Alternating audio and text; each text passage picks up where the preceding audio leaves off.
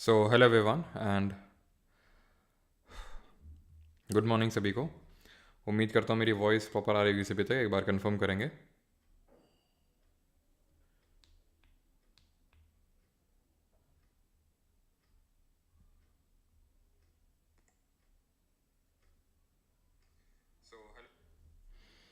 हाँ जी, good morning Awadhesh, Ayush, Nishant. चलो तो स्टार्ट करते हैं। आज हम लोग करने वाले हैं पॉलिटी का अपना अगला chapter and that is a very important chapter और वो है हमारा फंडामेंटल राइट्स, यानी कि मौलिक अधिकार। क्या होते हैं मौलिक अधिकार? What are fundamental rights? The word fundamental suggest, सभी लोग कॉपी पेन निकालेंगे, लिखेंगे dictation. The word fundamental suggest. Sir एक मिनट सर, अभी कॉपी निकाल रहे हैं। गुड मॉर्निंग भाई सभी को।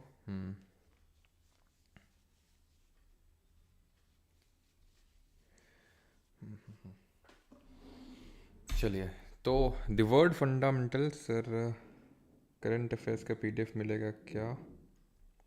ओके ओके ओके ओके, सत्यम पाल, ये सत्यम पाल ने सही है स्टार्ट दिलाया रिकॉर्डिंग स्टार्ट करने के लिए। ठीक है, स्टार्ट हो गई। तो आज हम लोग करने वाले फंडामेंटल राइट्स। नाउ सबसे पहले what are fundamental rights? The word fundamental suggest that these rights are so important that the constitution has separately listed them and made special provision for their protection. The fundamental rights are so important that the constitution itself ensures that they are not violated by the government. यानी ये fundamental nature के हैं जो हमारे fundamental rights हैं, यानी कि इतने फंडामेंटल हैं, इतने बेसिक राइट्स हैं कि ये अगर नहीं मिलेंगे किसी को तो फिर जो हमारी एक जस्ट सोसाइटी बनाने का जो एक ड्रीम था हमारे कॉन्स्टिट्यूशन मेकर्स का, हमारे जो फोर फादर्स थे, वो नहीं कंप्लीट हो पाएगा। क्योंकि फंडामेंटल राइट्स जो है ब्रिटिशर्स के टाइम पे अगर हम बात करें तो ये हमें पूरी तरह से नहीं मिले हुए थे। तो इसी वजह से हमारे कॉन्स्टिट्यूशन मेकर्स ने without any kind of difference of opinion ये फंडामेंटल राइट्स को हमारे कॉन्स्टिट्यूशन में इंक्लूड किया गया। ये डिक्टेशन आपको लिखने की ज़रूरत नहीं है, ना तो याद करने की ज़रूरत है, ये बस ऐसा ही है थोड़ा सा फील लेने के लिए कि फंडामेंटल राइट्स फंडामेंटल नेचर क्या होते हैं और इनको हम मैग्ना कार्टा के नाम से जानते हैं। ठीक है, अब इनको मैग्ना कार्टा के नाम से क्यों जानते हैं? क्योंकि यूके यानी ब्रिटेन, यानी कि जिस कंट्री ने हमें रफली 200 साल तक रूल किया, उनके देश में ये fundamental rights as a Magna Carta के रूप में ओरिजिनेट हुए या फिर मैग्ना कार्टा के नाम से जाना जाते हैं। मैग्ना कार्टा एक ऐसा बेसिक डॉक्यूमेंट होता है जहाँ पे कुछ लोगों को कुछ अधिकार दिए जाते हैं। था क्या कि जैसे ब्रिटेन में जो थोड़े अमीर लोग थे तो उन्होंने कुछ अपने लिए सर्टेन राइट्स डिमांड किए कि भाई हम गवर्नमेंट कितनी हेल्प करते हैं, सारी चीज़ें करते हैं, तो हमें कुछ अधिकार दो। जैसे आज फॉर एग्जांपल कि जो हमारे इनकम टैक्स पेयर्स हैं, जैसे मान लो कि जो बहुत ज़्यादा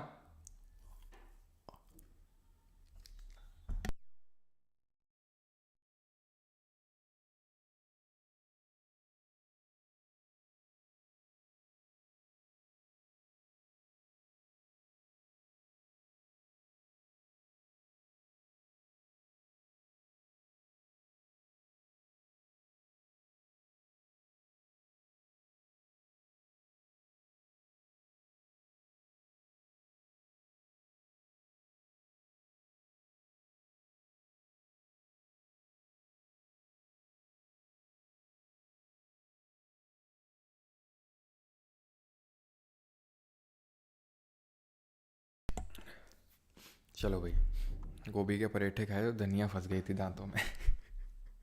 चलो तो अगर हम बात करें तो जैसे फॉर एग्जांपल मान लो कि बहुत जो हमारे बड़े इनकम टैक्स पेयर्स हैं, जो बहुत ज़्यादा इनकम टैक्स पे करते हैं, तो वो बोलने लगे कि हमारे लिए कुछ अलग से राइट्स दो। ठीक है, तो काइंड ऑफ उसी तरह से यूके में ये मैग्ना कार्टा के रूप में ओरिजिनेट हुए थे। डिफरेंस क्या होता है एक ऑर्डिनरी राइट और एक फंडामेंटल राइट के बीच में, एक साधारण अधिकार और एक मूल अधिकार के बीच में? क्या डिफरेंस होता है, क्या अंतर क्या होता है? तो जो अदर राइट्स होते हैं हमारे, they are protected and enforced by ordinary law. जो एक समान कानून होगा उसके थ्रू इसको प्रोटेक्ट किया जाएगा। वहीं fundamental rights are protected and guaranteed by the constitution, खुद इनको प्रोटेक्ट करता है। Ordinary rights can be changed by ordinary process of law making, वहीं पे fundamental rights can only be changed by amending the constitution. यानी कि अगर जो ऑर्डिनरी राइट है, साधारण अधिकार है, तो उसको हम बड़ी साधारण तौर से चेंज कर सकते हैं ऑर्डनरी जो लॉ मेकिंग प्रोसीजर होता है उससे। लेकिन अगर फंडामेंटल राइट्स में कोई बदलाव करना है तो वो आसानी से नहीं होगा, उसके लिए पूरे संविधान में ही संशोधन करना पड़ेगा। हम अगले लेक्चर में पढ़ेंगे कि संविधान में कैसे क्या संशोधन होते हैं, अगले से अगले वाले में, ठीक है। None of the government body can act in order to violate the fundamental rights, यानी कि जितनी भी हमारी गवर्नमेंट बॉडी हैं वो हमारे मौलिक अधिकारों का हनन नहीं कर सकती हैं, कोई उनका वॉयलेशन नहीं कर सकती हैं। बेसिक सी चीज़ें हैं अभी तक। सेलिएंट फीचर्स क्या है हमारे फंडामेंटल राइट्स के? तो fundamental rights are not absolute. अब ये इंपॉर्टेंट चीज़ है, एब्सोल्यूट नहीं है लेकिन क्वालिफाइड हैं। They are not absolute but qualified. That is you are not provided with unlimited rights. आपके राइट्स अनलिमिटेड नहीं है, आपके राइट्स की ऐसा नहीं कि कोई बाउंड्री नहीं है, आपके राइट्स की बाउंड्री है, लिखा हुआ है, या फिर यहाँ पे एक इम्प्लिसिट मीनिंग है, एंड दैट इज़ कि आपके राइट्स, आपके अधिकार वहीं तक हैं जहाँ तक किसी दूसरे के राइट्स का वॉयलेशन ना हो। हमें अपने राइट्स को इस तरह से एंजॉय करना है कि किसी दूसरे के राइट्स का हनन ना हो जाए। And second point is that they are not sacrosanct. Sacrosanct का मतलब ये होता है कि वो ऐसा नहीं कि वो परमानेंट है, ठीक है। सैक्रोसैंक्ट का मतलब है दैट इज़ वेरी इंपॉर्टेंट और that can not be touched, जिसको हम छू नहीं सकते हैं। तो इसका मतलब क्या हुआ कि दे आर नॉट सैक्रोसैंक्ट। इसका मतलब हो गया कि इनको छुआ जा सकता है, यानी कि इनमें अमेंडमेंट किया जा सकता है। अभी हमने देखा अमेंडमेंट करना उतना आसान नहीं है, लेकिन पॉसिबल तो है, अमेंडमेंट करना पॉसिबल है। और इमरजेंसी के टाइम पे आपके जो फंडामेंटल राइट्स हैं, या फिर जब आपके फंडामेंटल राइट्स का वॉयलेशन होता है, तो उस केस में आप कोर्ट जाते हैं तो वो सस्पेंड हो जाते हैं। दैट मीन्स कि fundamental rights are not sacrosanct, वो परमानेंट नहीं है, कभी किसी किसी केसेस में उनको सस्पेंड किया जा सकता है, जैसे कि आपातकाल के समय में, इमरजेंसी के टाइम पे। और they are not absolute but qualified का मतलब है कि वो अनलिमिटेड नहीं है, उन राइट्स पे लिमिट लगी हुई है ना। कुछ बेसिक पॉइंटर्स समझते हैं फंडामेंटल राइट्स के। अब एक्चुअल यहाँ से चीज़ें आप ये समझ लो कि स्टार्ट हो रही हैं। सत्यम पूरी ज्योग्राफी ख़त्म हो गई, तुमको अल्नीनो चाहिए। अच्छा, अल्नीनो कोई पूछ रहा है क्या यहाँ पे? हाँ जी, चलो तो बेसिक पॉइंटर्स क्या हैं? बेसिक पॉइंटर, सबसे पहला पॉइंटर तो ये है कि फंडामेंटल राइट हमने किस कंट्री के कॉन्स्टिट्यूशन से लिए हैं। तो दे आर इंस्पायर्ड और they are borrowed from the constitution of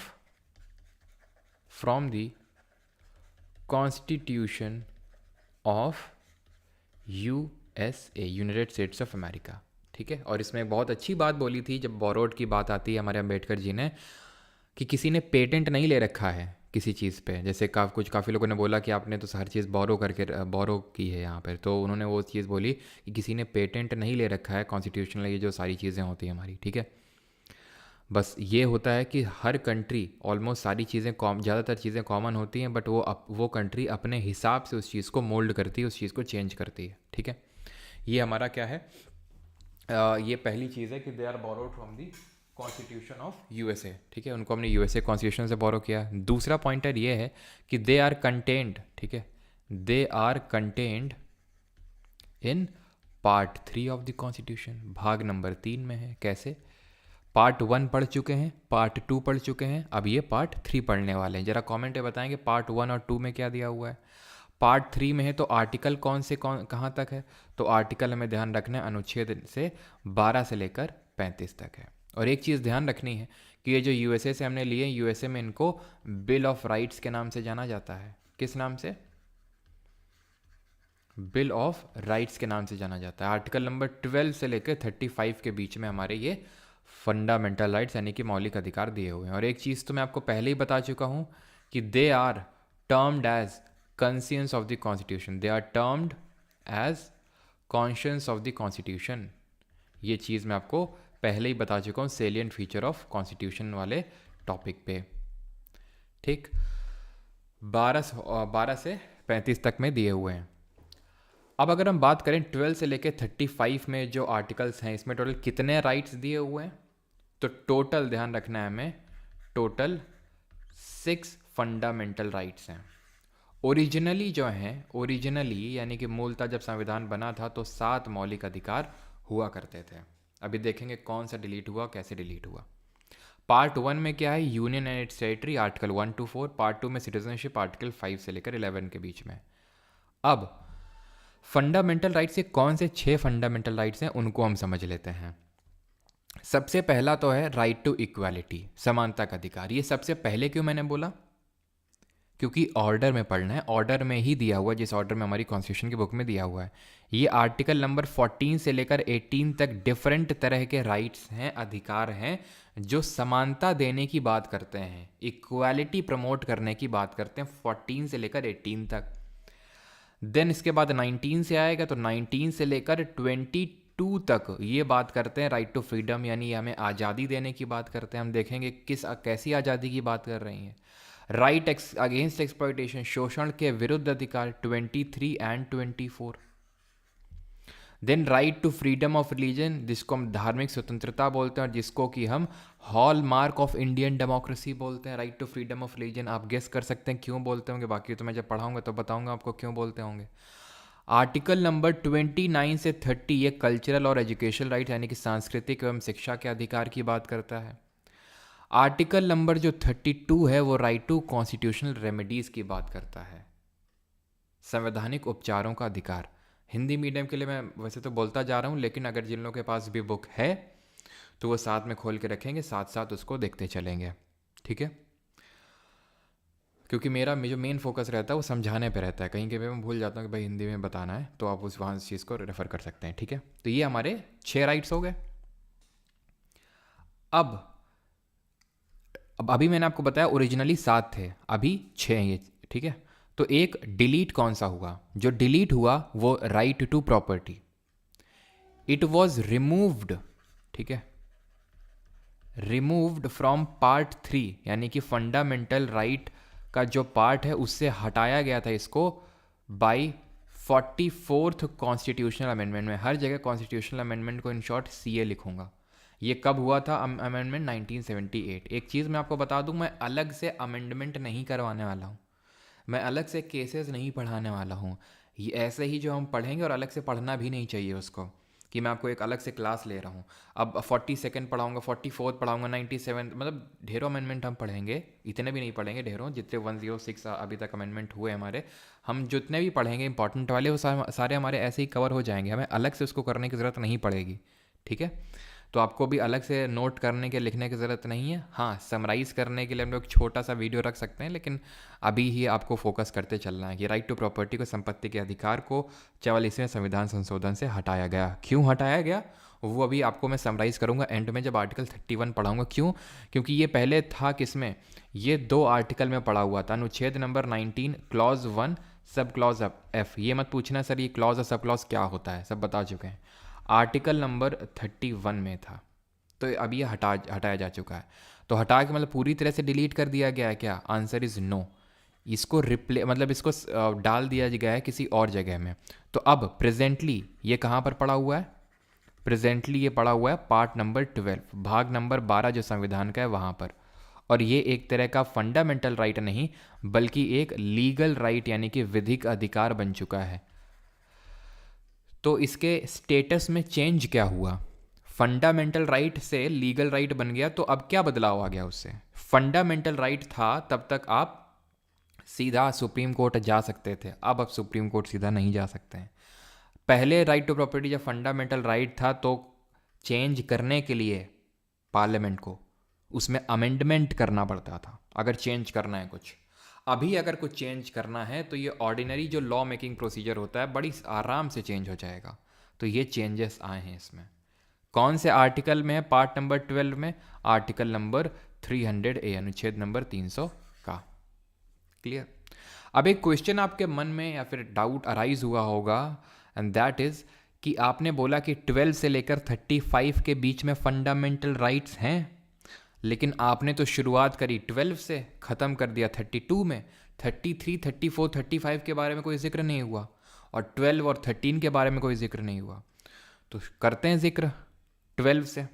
article 12 में कोई फंडामेंटल राइट नहीं है जैसे कि आप ये मान लो कि ये घर है, महल है, वाइट हाउस है, जो भी मानना चाहो, तो जब आप इसमें घुसोगे तो पहले आपको सीधे कमरे में लैंड नहीं करवा दिया जाएगा, पहले आपको बेसिक इंस्ट्रक्शंस बताए जाएंगे कि भाई घुसने से पहले हमारी टर्म्स एंड कंडीशंस जान लो।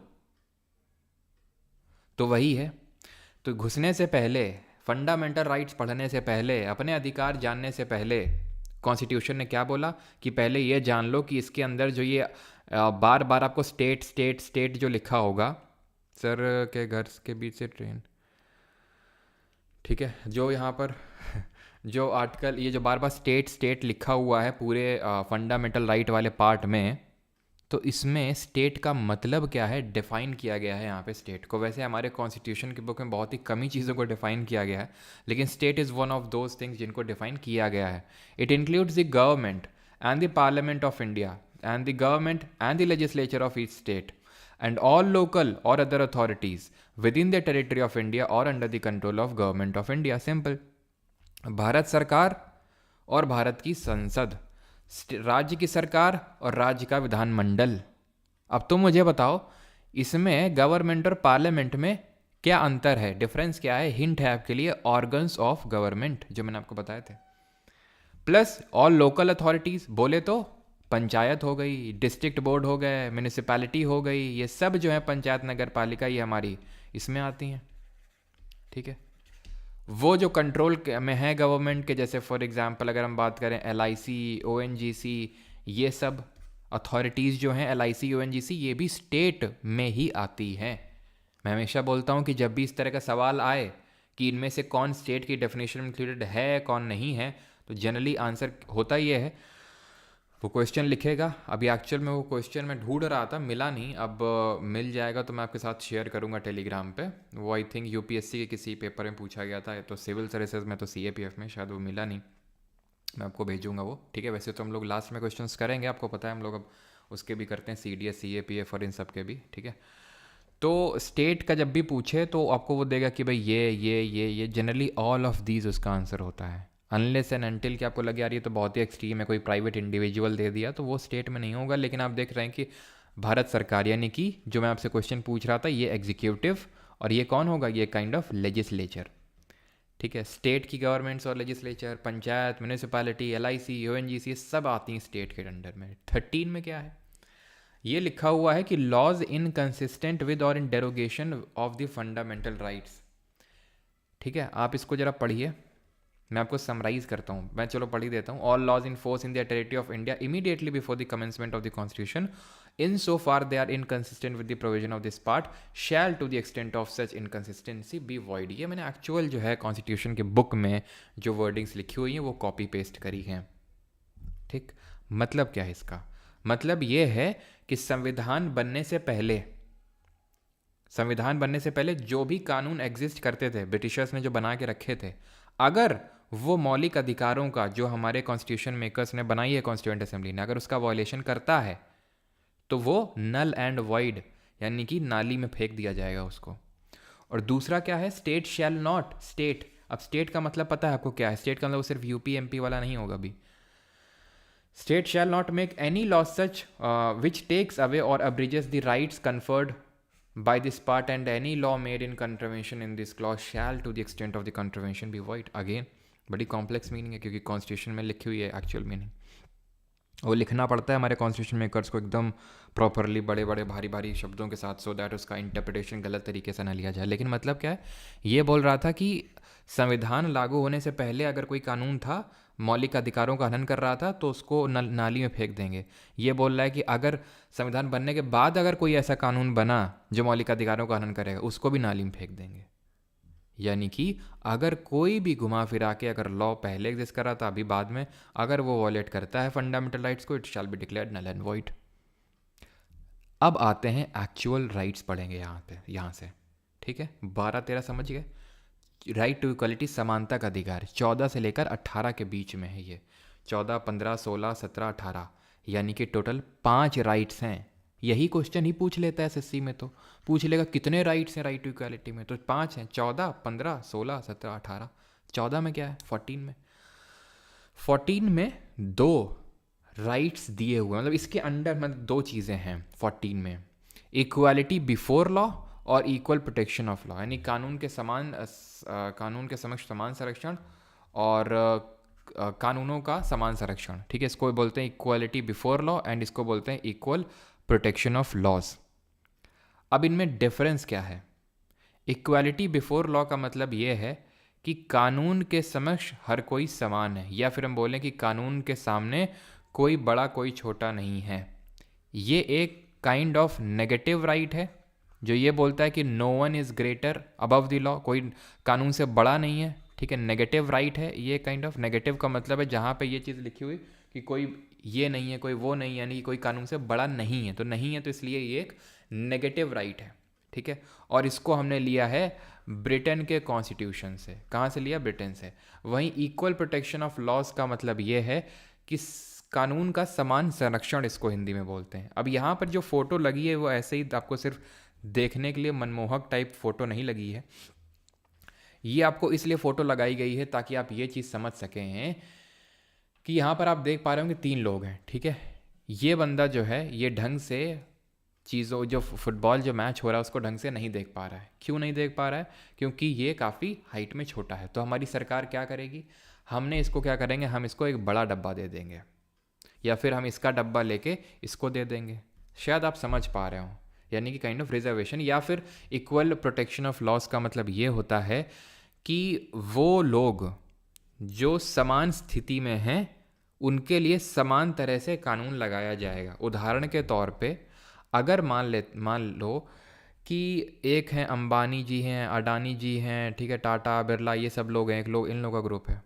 एक ग्रुप है जहाँ पे हम लोग जैसे लोग हैं, मिडिल क्लास, ठीक है। और एक वो ग्रुप है जो एकदम फुटपाथ पे हमारे लोग रहते हैं, ठीक है, भीख मांग के अपना खर्चा चलाते हैं। तो ये सारे लोग हैं।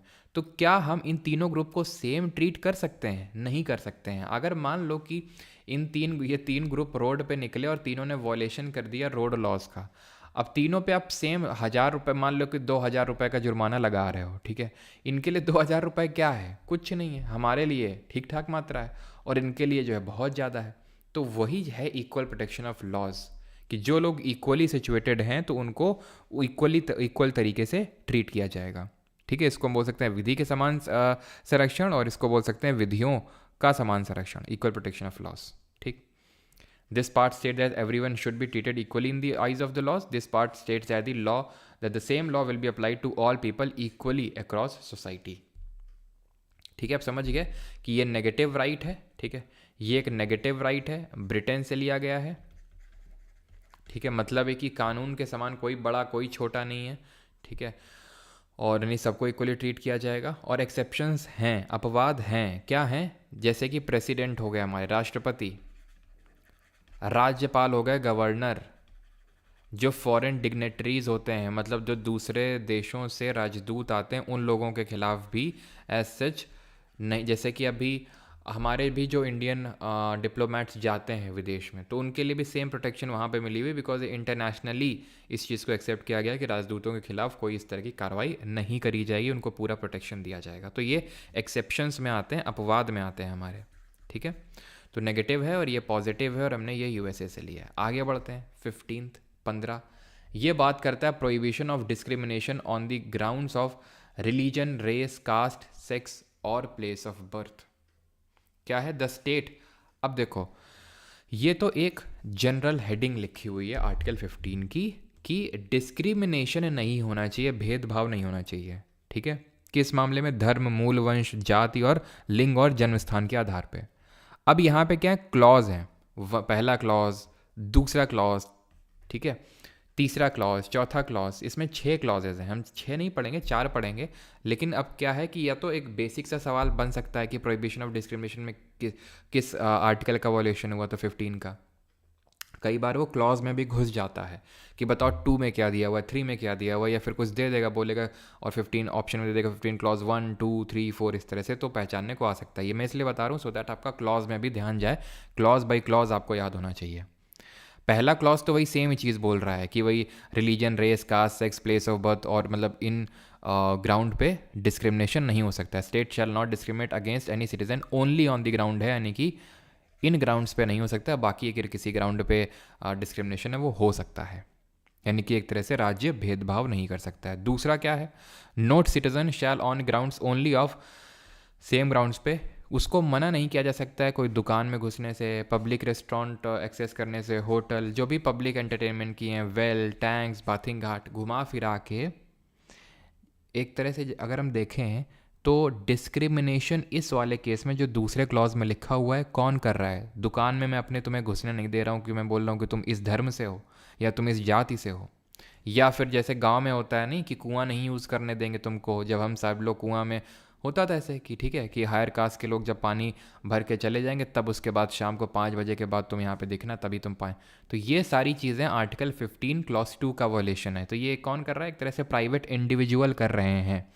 तो इसीलिए हम बोलते हैं कि फंडामेंटल राइट्स ऐसा नहीं है कि सिर्फ हमें गवर्नमेंट एक्शन के खिलाफ प्रोवाइडेड हैं, हमें इंडिविजुअल के खिलाफ भी हैं। क्योंकि अब अगर हम देखें यहाँ पे तो दुकान में घुसने से कौन, सरकार थोड़ी ना मना कर रही है, कुआं यूज़ करने से सरकार थोड़ी ना मना कर रही है, ये तो कोई इंडिविजुअल कर रहा है। और एक चीज़ ध्यान रखना कि जो फंडामेंटल राइट्स हैं दे सीक टू, ठीक है, they seek to implement political democracy. Political democracy को ये जो है क्या करना चाहते हैं? इम्प्लीमेंट करना चाहते हैं। ये कुछ ऐसी टेक्निकल वर्डिंग्स होते हैं जिससे डायरेक्टली क्वेश्चन आ जाता है। एक डीपीएसपी करके हम पढ़ेंगे, इसके अगला ही चैप्टर होगा, वो सोशल और इकोनॉमिक डेमोक्रेसी की बात करता है। ठीक है, इतनी चीज़ clear. Third, nothing in this article shall prevent the state from making any special provision for women and children. अगर स्टेट हमारा औरतों के लिए, बच्चों के लिए कुछ स्पेशल प्रोविज़न बनाता है तो कोई ये कह के इसको चैलेंज नहीं कर सकता है कोर्ट में कि देखो ये तो इक्वालिटी का वॉलेशन है, समानता तो है ही नहीं, क्यों आप दूसरों को ज़्यादा अधिकार दे रहे हैं। चौथा, नथिंग इन दिस आर्टिकल और in clause 2 of the article 29 shall prevent the state from making any special provision for the advancement of any socially and educational backward classes. तो क्या सर इतनी लंबी लंबी लाइन याद करनी पड़ेंगी? ऐसा याद करने की ज़रूरत नहीं है। आप ऐसे याद कर लो कि पहला है डिस्क्रिमिनेशन नहीं होगा, दूसरा कोई प्राइवेट डिस्क्रिमिनेशन नहीं करेगा, प्राइवेट इंडिविजुअल जैसे, ठीक है, आप फील ले लो उसका कि शॉप में, बाथिंग घाट, ठीक है, वेल, टैंक, रेस्टोरेंट, होटल में घुसने से मना नहीं किया जा सकता है। ठीक है, सवाल इस तरह से पूछता है एसएससी में, जो पूछा था एक बार कि आप सिनेमा हॉल में गए, ठीक है, आप मूवी देख रहे हो, आपने ये देखा, आपने ऑब्जर्व किया कि आपकी जो मेड है आपके घर में जो काम करती है वो आपके बगल में बैठ के देख रही है, आपका ईगो हर्ट हो गया, तो आपने बोला निकल लो यहाँ से, तो उसके किस आर्टिकल का वॉलेशन हुआ? ठीक है, और वो किसके तहत कोर्ट जा सकती है? तो इस तरह के क्वेश्चन पूछता है।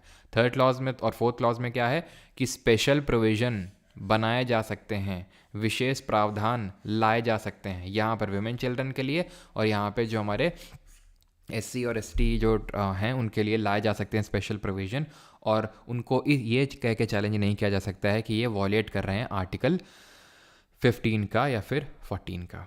16th ये बात करता है equality of opportunity in matters of public employment. इसको हिंदी में बोलते हैं लोक नियोजन में अवसर की समानता। सर बहुत से टीचर से पढ़ा, मैं किसी का कुछ समझ नहीं आया, फाइनली मैं हार मान ही गया, फिर आप मिले, अब मुझे लगता है अच्छा हाँ तो बेटा सीताराम तुम पढ़ाई छोड़ दो, इसका मतलब टीचर में ही दिक्कत नहीं थी किसी, तुम ही जो है सीताराम करते रह गए, पढ़ाई में ध्यान नहीं लगा। खैर, आर्टिकल नंबर 16 पे आते हैं, equality of opportunity in matters of public employment, यानी कि लोक नियोजन में अवसर की समानता।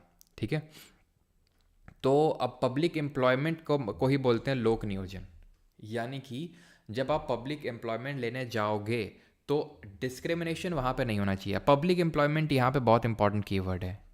प्राइवेट एम्प्लॉयमेंट में डिस्क्रिमिनेशन या फिर इक्वालिटी ऑफ अपॉर्चुनिटी इंश्योर की जाए ये ज़रूरी नहीं है। जैसे इसमें भी क्लॉज हैं, कितने क्लॉज हैं? 4 क्लॉज हैं। There shall be equality of opportunity for all citizens in matters relating to the employment और opportunity to any office under the state. No citizen shall on grounds only, यहाँ पे only word important है, यानी कि किसी और ground में discrimination हो सकता है, religion, race, caste, sex, descent और प्लेस ऑफ बर्थ, ठीक है, रेजिडेंस और any of them be ineligible for discriminated against in respect of any employment और ऑफिस अंडर द स्टेट। ठीक है, यानी कि सिंपल घुमा फिरा के इतनी बात है कि इक्वालिटी ऑफ अपॉर्चुनिटी होनी चाहिए पब्लिक एम्प्लॉयमेंट में, इन ग्राउंड्स में डिस्क्रिमिनेशन नहीं होना चाहिए, दूसरा क्लॉज बोलता है। तीसरा बोलता है कि nothing in this article shall prevent parliament from making any law prescribing residence within the state और UT prior to such employment और अपॉइंटमेंट। यानी कि तीसरा क्लॉज आर्टिकल 16 का ये बोलता है कि पार्लियामेंट जब कोई फॉर एग्जांपल वैकेंसी निकल रही है किसी गवर्नमेंट जॉब के लिए, तो उस स्टेट या फिर यूटी का रेजिडेंस को मैंडेटरी कर सकती है कि सिर्फ इस राज्य के। आपने देखा होगा कि कभी कभी कोई वैकेंसी आती है तो उसमें लिमिटेशन लगा दी जाती है कि सिर्फ इसी स्टेट के, इसी राज्य के लोग जो हैं इसमें अप्लाई कर सकते हैं इस पर्टिकुलर जॉब पे। तो वो काम देश की जो पार्लियामेंट है वो कर सकती है कि हाँ, यहाँ का रेजिडेंस ज़रूरी है इस पर्टिकुलर जॉब के अप्लाई करने के लिए। तो वो थर्ड क्लॉज में है। फोर्थ में क्या है? Nothing in this article shall prevent the state from making any special provision for reservation of appointment और post in favour of backward classes of citizens. आप देखते हैं कि ओबीसीज, एससीज, एसटीज इनको रिजर्वेशन मिलते हैं, तो वो आर्टिकल नंबर 16 का वॉयलेशन नहीं होगा कि यहाँ पर इक्वालिटी को इंश्योर नहीं किया जा रहा है। ठीक है, और अभी हम देखेंगे क्या, देख ही लेते हैं। एंड दैट इज़, इसमें 3 केस निकल के आए इस पर्टिकुलर चीज़ रिजर्वेशन को लेके। केलकर कमीशन एक बनाया गया 1953 में बाय दी सेंट्रल गवर्नमेंट, ये देखने के लिए कि हमारे कितने सोशली और एजुकेशनली बैकवर्ड क्लासेस हैं, काका केलकर जी की चेयरमैनशिप में। तो इसने अपनी रिपोर्ट सबमिट करी और बताया कि इतने हमारे सोशली और एजुकेशनली बैकवर्ड क्लासेस हैं जिनको कि रिजर्वेशन मिलना चाहिए। ठीक है, रेलवे नोट बैच 16 लेक्चर और ओबी लेक्चर इंक्लूड होगा। भाई पढ़ लो यार, ठीक है, जो अभी चीज़ चल रही है लास्ट में इस तरह के डाउट पूछ लेना। ठीक है, इसी वजह से मैं कमेंट देखता नहीं हूँ, बीच इसलिए देखना पड़ता है कहीं ऐसा तो नहीं कि भाई कभी बफरिंग हो जाती है, वॉइस चली जाती है, लेकिन तुम लोग अलग ही चलता रहता है कमेंट सेक्शन में, है ना। तो केलकर कमीशन जो है ये बना और इसकी जो रिकमेंडेशन है उसको उस समय की सेंट्रल गवर्नमेंट ने एक्सेप्ट नहीं किया। देन एक मंडल, तो इसको हम बोलते हैं फर्स्ट बैकवर्ड क्लास कमीशन। ठीक है, फर्स्ट बैकवर्ड क्लास कमीशन। और जो मंडल कमीशन है इसको हम बोलते हैं सेकंड बैकवर्ड क्लास कमीशन। ठीक है, मंडल कमीशन को। तो बीपी मंडल जी की चेयरमैनशिप में इसको बनाया गया 1980 में, जनता दल की गवर्नमेंट थी, और उसने जब बनाया तो इन्होंने बोला कि 27% रिजर्वेशन मिलना चाहिए, जो इन्होंने सोशली और एजुकेशनली बैकवर्ड क्लासेस को इन्होंने खुद आइडेंटिफाई किया था। इम्प्लीमेंट नहीं हुई इनकी जो रूलिंग्स थी। फिर बाद में सरकार आई और उसने क्या किया कि 20 पीवी नरसिम्हा राव जी की 27% तो दिया ही दिया, प्लस 10% और यहाँ पे ईडब्ल्यू, मतलब ये जो हमारे इकोनॉमिकली जो वीकर सेक्शन होते हैं उनको भी रिजर्वेशन दे दिया, यानी 37% रिजर्वेशन हो गया। इंदिरा साहनी एक एडवोकेट थी, उन्होंने डाली सुप्रीम कोर्ट में एक पीआईएल क्या होती है? पीआईएल होती है पब्लिक इंटरेस्ट लिटिगेशन। ध्यान रखना, ये पब्लिक इंटरेस्ट लिटिगेशन होता है, ये चीज़ हमने यूएस के कॉन्स्टिट्यूशन से ली है, ये भी क्वेश्चन इंपॉर्टेंट है। ठीक है, बन जाता है कभी कभी। तो पीआईएल इन्होंने डाली सुप्रीम कोर्ट में कि भाई ये बताओ कि कितना रिजर्वेशन कोई दे सकता है, कोई कैपिंग है कि नहीं, क्या प्रमोशन में भी रिजर्वेशन दिया जा सकता है कि नहीं। तो ये सारी चीज़ें हैं, क्योंकि प्रोटेस्ट काफ़ी बढ़े थे। तो सुप्रीम कोर्ट ने बोला, लिमिट रखी कि 50% से एक्सीड नहीं कर सकता है। ठीक है, रिजर्वेशन could not exceed 50%, 50% से ज़्यादा रिजर्वेशन नहीं दिया जा सकता है। प्लस सुप्रीम कोर्ट ने ये बोला कि ओबीसीज में, बैकवर्ड क्लासेस में जो क्रीमी लेयर हैं उनको आइडेंटिफाई किया जाए इस बेसिस पे, किस बेसिस पे? इकोनॉमिक बेसिस पे, कि वो कितना कमाते हैं, उनकी एनुअल इनकम कितनी है, और इस क्रीमी लेयर को रिजर्वेशन नहीं दिया जाएगा। नॉन क्रीमी लेयर जिसको बोलते हैं उनको रिजर्वेशन मिलेगा। ठीक, 50% से ज़्यादा एक्सीड नहीं कर सकता है। तो ये आफ्टर मैथ है इसका, आर्टिकल नंबर 16 का। और उन्होंने, सुप्रीम कोर्ट ने ये बोला कि आर्टिकल 16 का जो क्लॉज 4 है कोई एक्सेप्शन नहीं है 16(1) का, क्योंकि हम ये जो रिजर्वेशन दे रहे हैं SC ST को, ये इस पर्टिकुलर फिलॉसफी पे दे रहे हैं कि वो पहले से बैकवर्ड हैं, तो हम एक्चुअल में वो समानता मेंटेन करने के लिए, इक्वालिटी लाने के लिए उनको ज़्यादा रिजर्वेशन दे रहे हैं, इक्वालिटी को ही प्रमोट कर रहे हैं वो। 17th, घुमा फिरा के ये है एबॉलिशन ऑफ अनटचेबिलिटी, यानी छुआछूत नहीं की जा सकती। अब खुद ही सोचिए, ये राइट किसके अगेंस्ट होगा? गवर्नमेंट के अगेंस्ट प्रोवाइडेड होगा, यानी स्टेट के अगेंस्ट, या फिर इंडिविजुअल्स के अगेंस्ट? ऑब्वियस ही बात है, the state and any private individual are prohibited from practicing untouchability. ठीक है, वो दोनों तो है, लेकिन स्टेट थोड़ी ना अनटचेबिलिटी करेगा। मेनली तो कौन करता है? कर सकता है स्टेट भी कर सकता है। जैसे आप किसी गवर्नमेंट ऑफिस में गए और मान लो LIC ONGC से ऐसा कुछ, और आपसे बोला गया कि नीचे बैठो, हाँ, पेपर ऐसे ही आपको दे दिया गया फेंक के कि आपको छुएंगे नहीं, तो वो स्टेट एक तरह से अनटचेबिलिटी कर रहा है। लेकिन मेनली जो है ये हमारी सोसाइटी में प्रैक्टिस होती थी ज़्यादा, तो अभी भी कहीं कहीं होती है, ठीक है, प्राइवेट, लेकिन अभी तो काफ़ी कम हो चुकी है, और ये प्राइवेट इंडिविजुअल ज़्यादा करते हैं। तो घुमा फिरा के छुआछूत या फिर अस्पृश्यता के उन्मूलन की बात करता है। ये 18 किसकी बात करता है? 18 बात करता है abolition of title. No title not being military और academic distinction shall be conferred by the state. State कोई टाइटल कन्फर नहीं कर सकता। जैसे एंजल प्रिया है, तो ये प्रिया जी ने खुद टाइटल ले रखा है, मतलब प्रिया जी तो नहीं है, कोई पप्पू जी होते हैं ये, ठीक है, और वही एंजल प्रिया की आईडी बना के फ्रेंड रिक्वेस्ट भेजते हैं, पता नहीं किस लिए भेजते हैं, ठीक है। तो ये इन्होंने खुद से ले लिया है, स्टेट ने नहीं दिया, इनको कन्फर किया है कि एंजल प्रिया, ठीक है। तो स्टेट नहीं दे सकता है, ठीक है। कुछ लोग होते हैं ना अपना, मतलब ये यो हनी सिंह, रैपर महाराजा ठीक है, तो इस तरह के जो टाइटल हैं वो स्टेट ने नहीं कन्फर किए, उन्होंने खुद ने रख रखे हैं। ये क्या है? नॉट बीइंग अ मिलिट्री और एकेडमिक डिस्टिंक्शन, यानी कि क्या ये टाइटल दिए जा सकते हैं? बिल्कुल, जैसे कि डॉक्टर, इंजीनियर, ठीक है, ये एकेडमिक हो गए। मिलिट्री में जो कर्नल वगैरह होते हैं, या फिर जैसे फॉर एग्जांपल भारत रत्न, ठीक है, ये तो वो चलो एक kind of Bharat Ratna award दे दिया हमने, ठीक है, पद्म भूषण, पद्मश्री, या फिर डॉक्टर इंजीनियर टाइटल हो गई ये एक तरह से। तो ये उनकी एक्सीलेंसी को बढ़ावा देने के लिए ये टाइटल्स दिए जा रहे हैं, ठीक है। अगर किसी को डॉक्टर का टाइटल मिला है, इंजीनियर का टाइटल मिला है, तो उसने उसके लिए काम किया, अर्न किया है, हेरिडेटरी नहीं है वो, ठीक है, वंशानुगत नहीं है वो।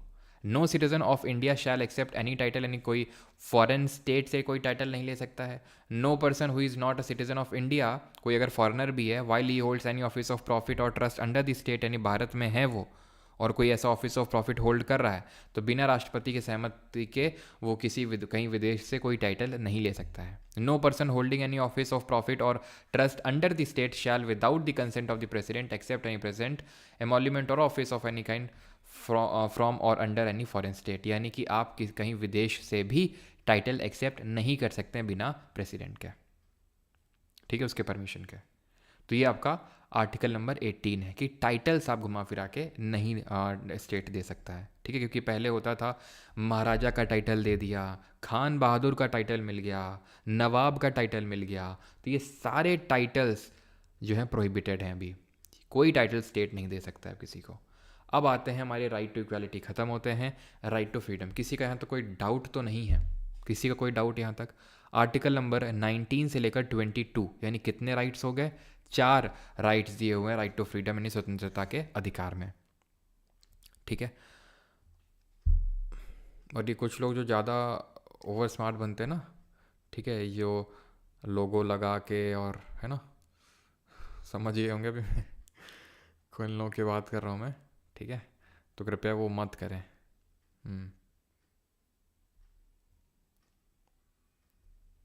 वॉइस लो रहती है, अब इतना जोर कभी मैं सुनाता हूँ,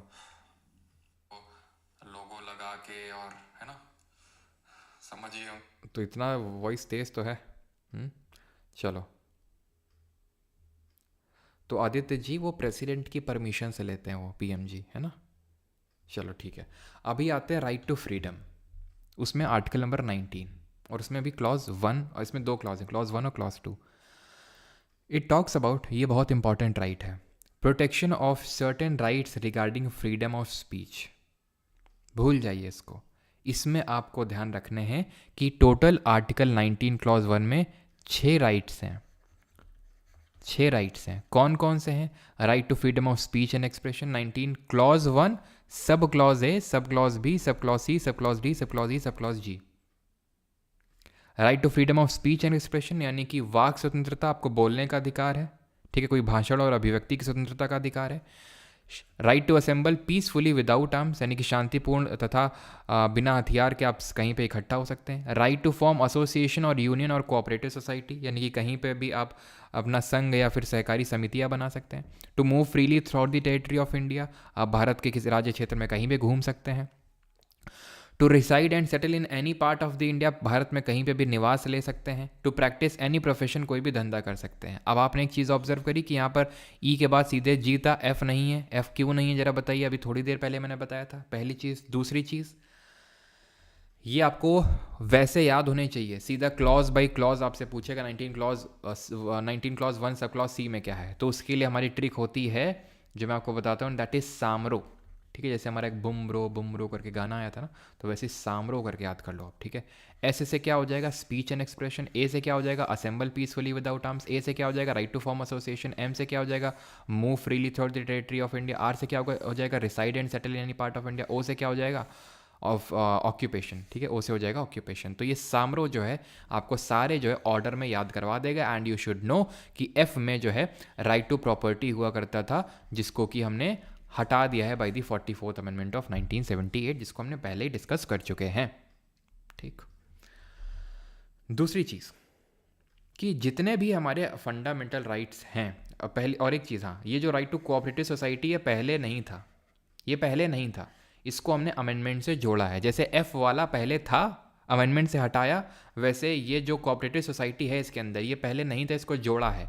97th कॉन्स्टिट्यूशनल अमेंडमेंट से इसको यहाँ पर जोड़ा गया है, 2011 में जो हुआ था। ठीक, अब जो दूसरी चीज़ मैं आपको बताना चाह रहा था वो दूसरा क्लॉज था। वो दूसरा क्लॉज क्या था, वो दूसरा क्लॉज है रीजनेबल रिस्ट्रिक्शंस। इसको हिंदी में बोलते हैं उचित प्रतिबंध।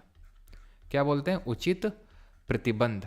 यानी कि इस पे प्रतिबंध लगे हुए हैं, प्रतिबंध लगे हुए हैं। और क्यों लगे हुए हैं, कौन से लगे हुए हैं, तो ये कुछ प्रतिबंध हैं, जैसे कि freedom of speech and expression है, कुछ भी बोलने की स्वतंत्रता है। तो इसका मतलब ये नहीं कि आप कुछ भी बोलेंगे फिर, यानी कि आप किसी की छवि को ठेस पहुंचाएंगे, किसी को गाली गलौज करेंगे, कुछ ऐसा डाल देंगे इंटरनेट पे जो किसी की जो छवि है उसको ठेस पहुंचे, उसकी जो इमेज है वो आप रुइन करना चाह रहे हो। ठीक है, तो इसको बोलते हैं डिफेमेशन। ठीक है, तो आप किसी को डिफेम नहीं कर सकते हैं। असेंबल पीसफुली विदाउट आर्म्स, जैसे नहीं मोदी जी ने डिफेमेशन लगा दिया था, मतलब जब राहुल गांधी जी ने बोला था कि सारे मोदी चोर होते हैं, इस तरह से जब उन्होंने नरेंद्र मोदी, नीरव मोदी और ये सब इन मोदियों को, मतलब ये जो मोदी सरनेम के ये लोग हैं, तो इनका नाम बोल कर बोला कि सारे मोदी चोर हैं, तो उस चीज़ पे जो है डिफेमेशन केस उनके अगेंस्ट लगाया गया। To assemble peacefully without arms, आप इकट्ठा हो सकते हैं लेकिन बिना हथियार के। इसमें क्या रीजनेबल रिस्ट्रिक्शन लग सकता है, इसमें है जैसे कि पब्लिक ऑर्डर को आप अगर ख़राब कर रहे हैं, सिक्योरिटी ऑफ स्टेट को खतरा पहुंचा रहे हैं, तो आपको ये फ्रीडम नहीं मिलेगी। फॉर एग्जांपल, जैसे कि एक हमारे यूट्यूबर हैं, है ना, जो उन्होंने अभी रिसेंट में आई थिंक कुछ डाइवोर्स का ऐसा पब्लिसिटी स्टंट खेला था, गौरव तनेजा ना, अब पता नहीं खेला था नहीं खेला, जो भी हो। ठीक है, कुछ लोगों ने बोला ऐसा किया उन्होंने, तो खैर, तो जो गौरव तनेजा करके हैं, तो उन्होंने क्या किया, एक बार ऐसे ही मीटअप रखा मेट्रो में।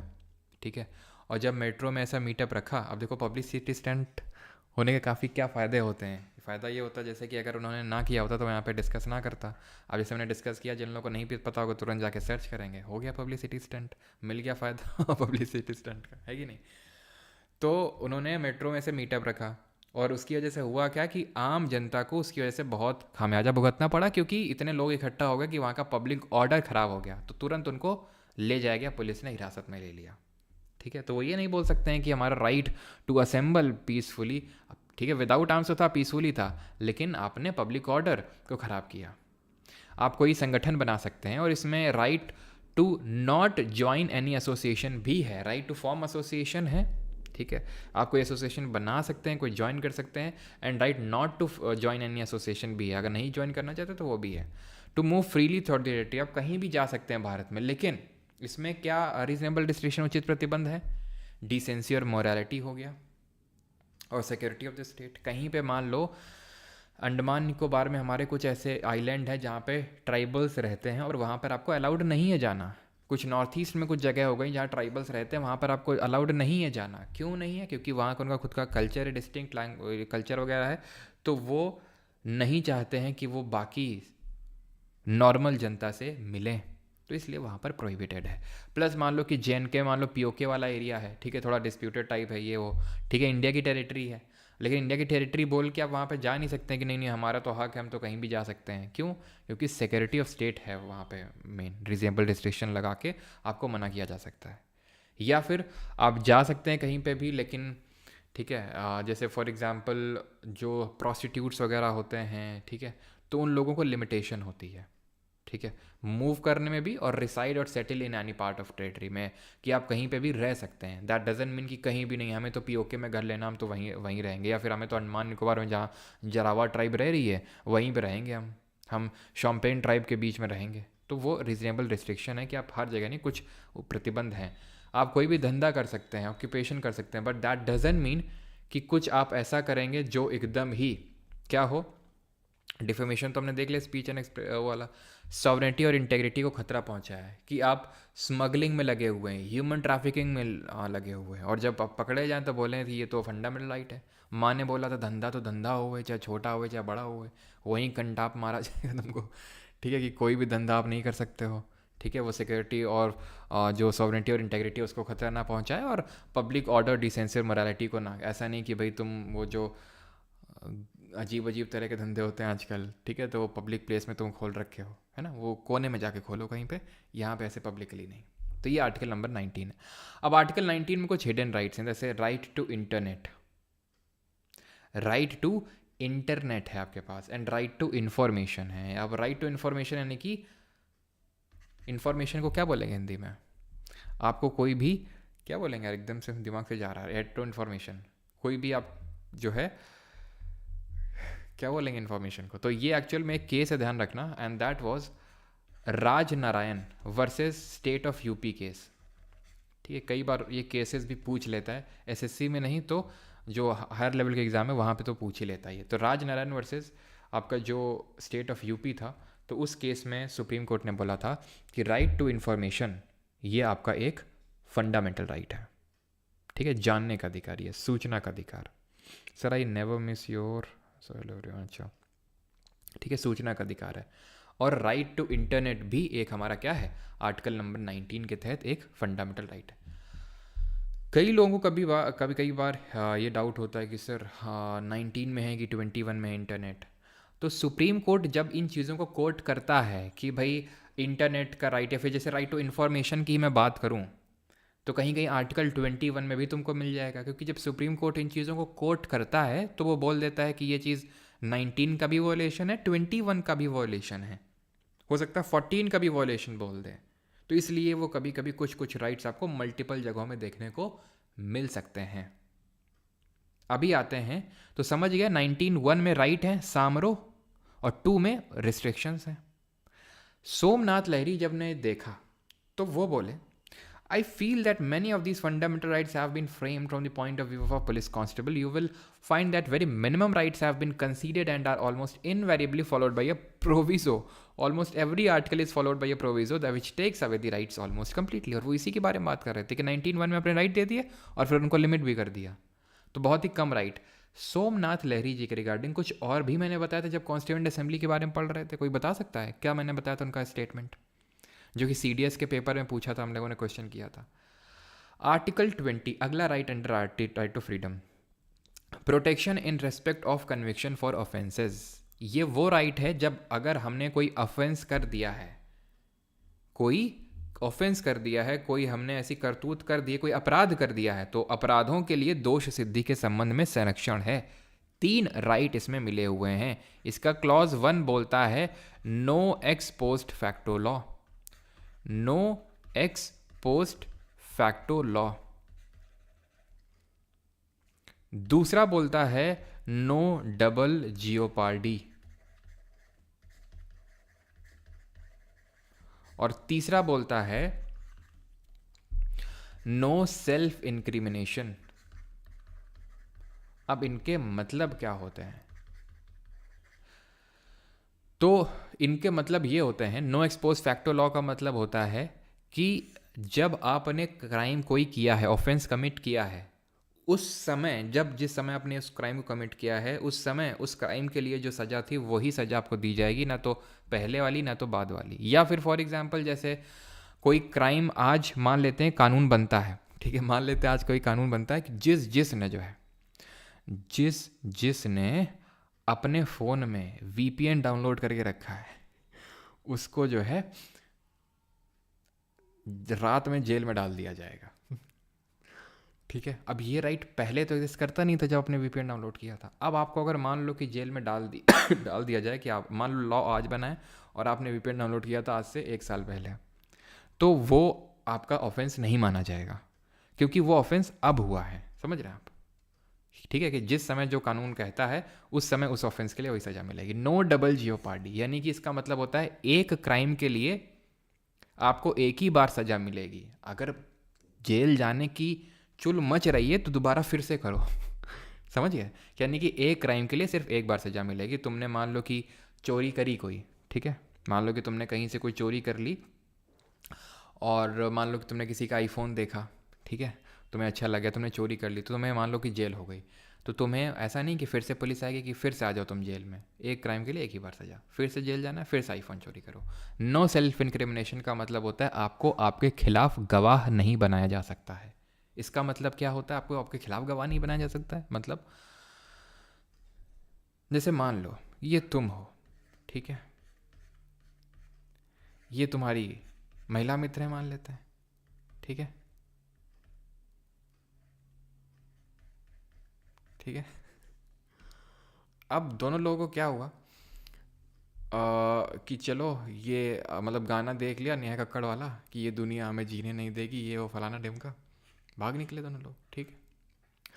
और जब भाग निकले तो मैडम, ये जो महिला मित्र थी आपकी, तो इनके जो है घर वाले मिल गए स्कॉर्पियो में, ठीक है, स्कॉर्पियो में रोक लिया आपको। आप यहाँ पे जा रहे थे ओला ऑटो किए हुए, ठीक है, ओला ऑटो है, आपको रोक लिया गया। स्कॉर्पियो से निकले, ठीक है, कुछ लोग, मैडम को तो डाला स्कॉर्पियो में कि चलिए घर चलिए, और आपकी जो है सुताई करी पहले तो वहीं वहीं पे, ठीक है, पुलिस को बुलाया, पुलिस के हवाले कर दिया, ठीक है। और फिर पुलिस से जो है क्या करा, पुलिस स्टेशन के बाहर एक पेड़ लगा हुआ था, उसके बाहर जो है आपको बंधवाया गया और कायदे से सुताई करवाई गई आपकी, और वो भी बेल्ट से। और बोला गया कि बेटा कल जो है जब तुम्हें पेशी होगी तुम्हें ये बोलना कि हाँ हम ही जो है जबरन इनको भगा के ले गए थे। तो कोर्ट बोलेगी, कोर्ट क्या बोलेगी? कोर्ट बोलेगी आर्टिकल 20 क्लॉज 3 को कोर्ट करते हुए कि किसी को किसी के खिलाफ गवाह, या मतलब उसको खुद के खिलाफ गवाह नहीं बनाया जा सकता, यानी कि आपको आपके खिलाफ ही गवाही देने के लिए नहीं बोला जा सकता है। वो पुलिस से बोलेगी आप इस चीज़ को प्रूव करिए कि ये बंदा गिल्टी है, और ज़बरदस्ती जो इसको उसकी बिना मर्जी के भगा के ले गया था। तो ये होता है नो सेल्फ इंक्रिमिनेशन। अभी समझ में आ गया? अभी तो नहीं बोलेंगे, लेकिन दैट डजंट मीन कि आपसे अगर बोला जाएगा कि ज़रा अपने अंगूठे के निशान दो, इसमें अपने अंगूठे के स्पेसिमेन दो, देखना है क्योंकि उसका एक स्पेसिमेन जो है तुम्हारे हाथ में इंक लगी हुई थी मतलब कुछ भी हो सकता है। तो आपको वो देने से, आप वो देने से मना नहीं कर सकते हैं कि भाई ये तो हमको हमारे खिलाफ गवाह बनाया जा रहा, नहीं। आपको अगर स्पेसिमेन आपको बोला जा रहा है कि आप अंगूठे का निशान दो तो वो देना पड़ेगा। ब्लड स्पेसिमेन अगर आपसे मांगा जाएगा तो वो आपको देना पड़ेगा, वो सेल्फ इंक्रिमिनेशन में नहीं आएगा।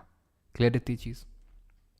21, ठीक है, इट इज़ दी, पहली बात तो ये ध्यान रखना, इट इज़ दी फॉरमोस्ट, ठीक है, it is the foremost right among the right to freedom is the right to life and personal liberty, ठीक है। तो यहाँ पर अगर बात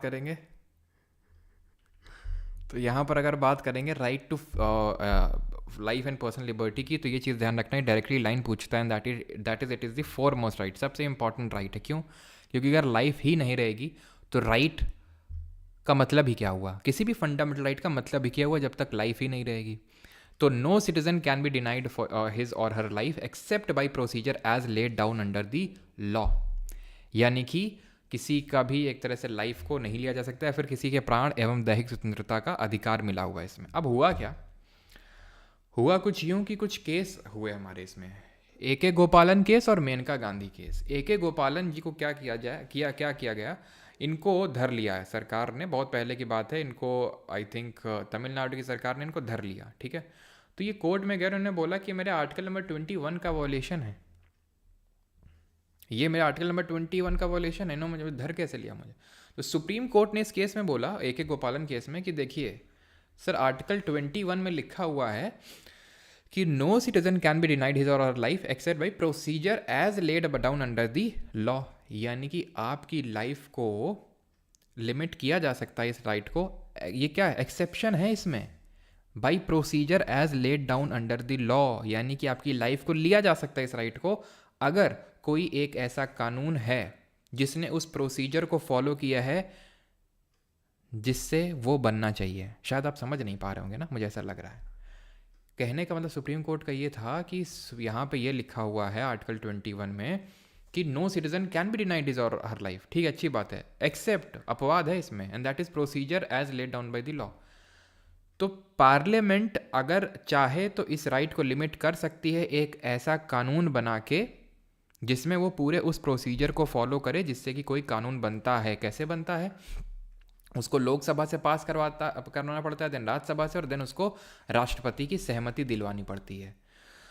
तो सुप्रीम कोर्ट ने बोला एक प्रिवेंटिव डिटेंशन एक्ट है 1950 का, उसके तहत आपको डिटेन किया गया है, भले आपने क्राइम नहीं किया गया फिर भी। तो इसलिए क्योंकि वो उसमें प्रोसीजर फॉलो हुआ है इसलिए हम इसमें कुछ नहीं कर सकते हैं आपकी सहायता, ठीक है।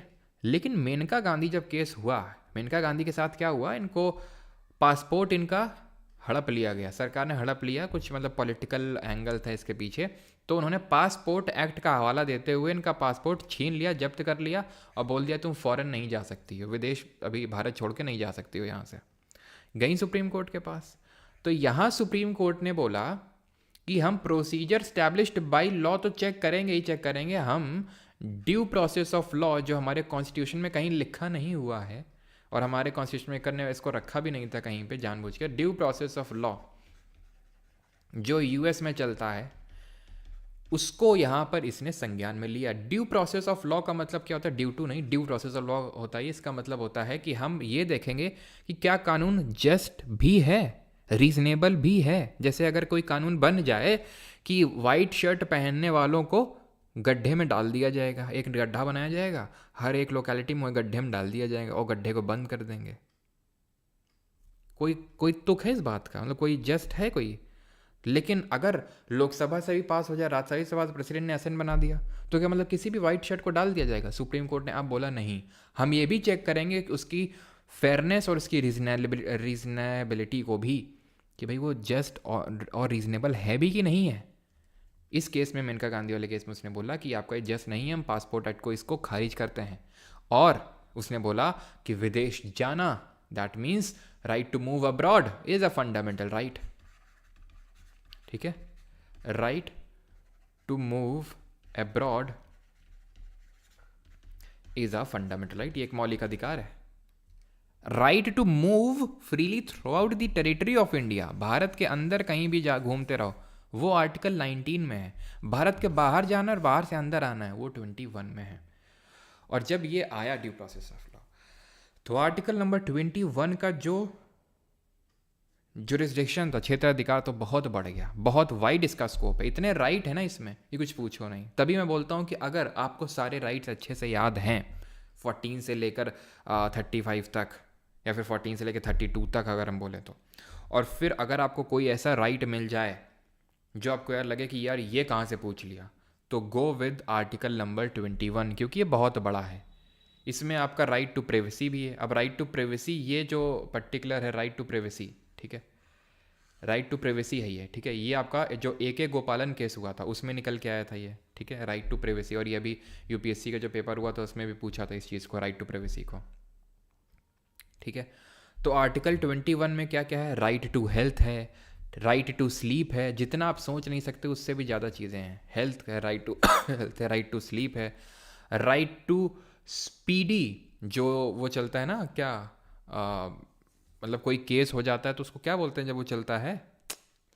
अरे जब कोई केस, मतलब जल्दी से केस को कोई सॉल्व करना है, और राइट अगेंस्ट हैंडकफिंग है, और राइट टू प्रॉपर स्लीप हो गया, हेल्थ हो गया, मतलब आप जितना इसमें सोच सकते हैं ना, right to pollution free environment हो गया, ये सब कुछ आर्टिकल नंबर 21 में पड़ा हुआ है, ठीक है। लेकिन इस राइट का जो है अपने घर पे इस्तेमाल मत करने लग जाना कि राइट टू स्लीप है, मम्मी उठा रही हैं, अरे मम्मी राइट टू स्लीप है, तुम कुछ कर नहीं सकते हो, ठीक है बेटा। सुप्रीम कोर्ट के सामने, जो मम्मी के सामने सुप्रीम कोर्ट हाई कोर्ट की भी नहीं चलेंगी, वहीं चप्पल से बजा जाओगे कोर्ट के सामने।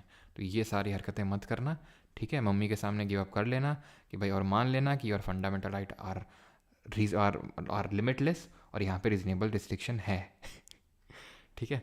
तो जब भी कोई इस तरह का आर्टिकल मतलब राइट आपसे पूछ ले जो आपको समझ में ना कि कहाँ पर है, तो आर्टिकल 21 में होगा, right to shelter, medical care, right to food, privacy, livelihood, ये सब चीज़ें, ठीक है।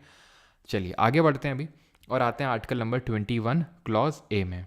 अब क्योंकि अब देखें तो 21 के बाद 22 आना चाहिए था, बट यहाँ पे क्लॉज ए है, यानी कि इसको अलग से ऐड किया गया होगा, तभी तो ऐसा क्लॉज लगाना पड़ा यहाँ पे। और ये है राइट टू एजुकेशन, है ना, जैसे कि आप कपड़ा सिलवाओ और ऊपर से अगर मान लो कि कोई कुछ ऊपर से अलग से अगर कुछ कपड़ा लगाओगे तो अलग से साफ दिख जाएगा, वैसे ही ये क्लॉज जो है मैं अलग से बता देता है कि इसको अमेंडमेंट से ऐड किया गया था। तो ये है राइट टू एजुकेशन, यानी कि शिक्षा का अधिकार। लेकिन कैसा एजुकेशन, ध्यान रखना, प्राइमरी एजुकेशन, प्राथमिक शिक्षा, ऐसा नहीं कि आपको हायर एजुकेशन का भी फंडामेंटल राइट है।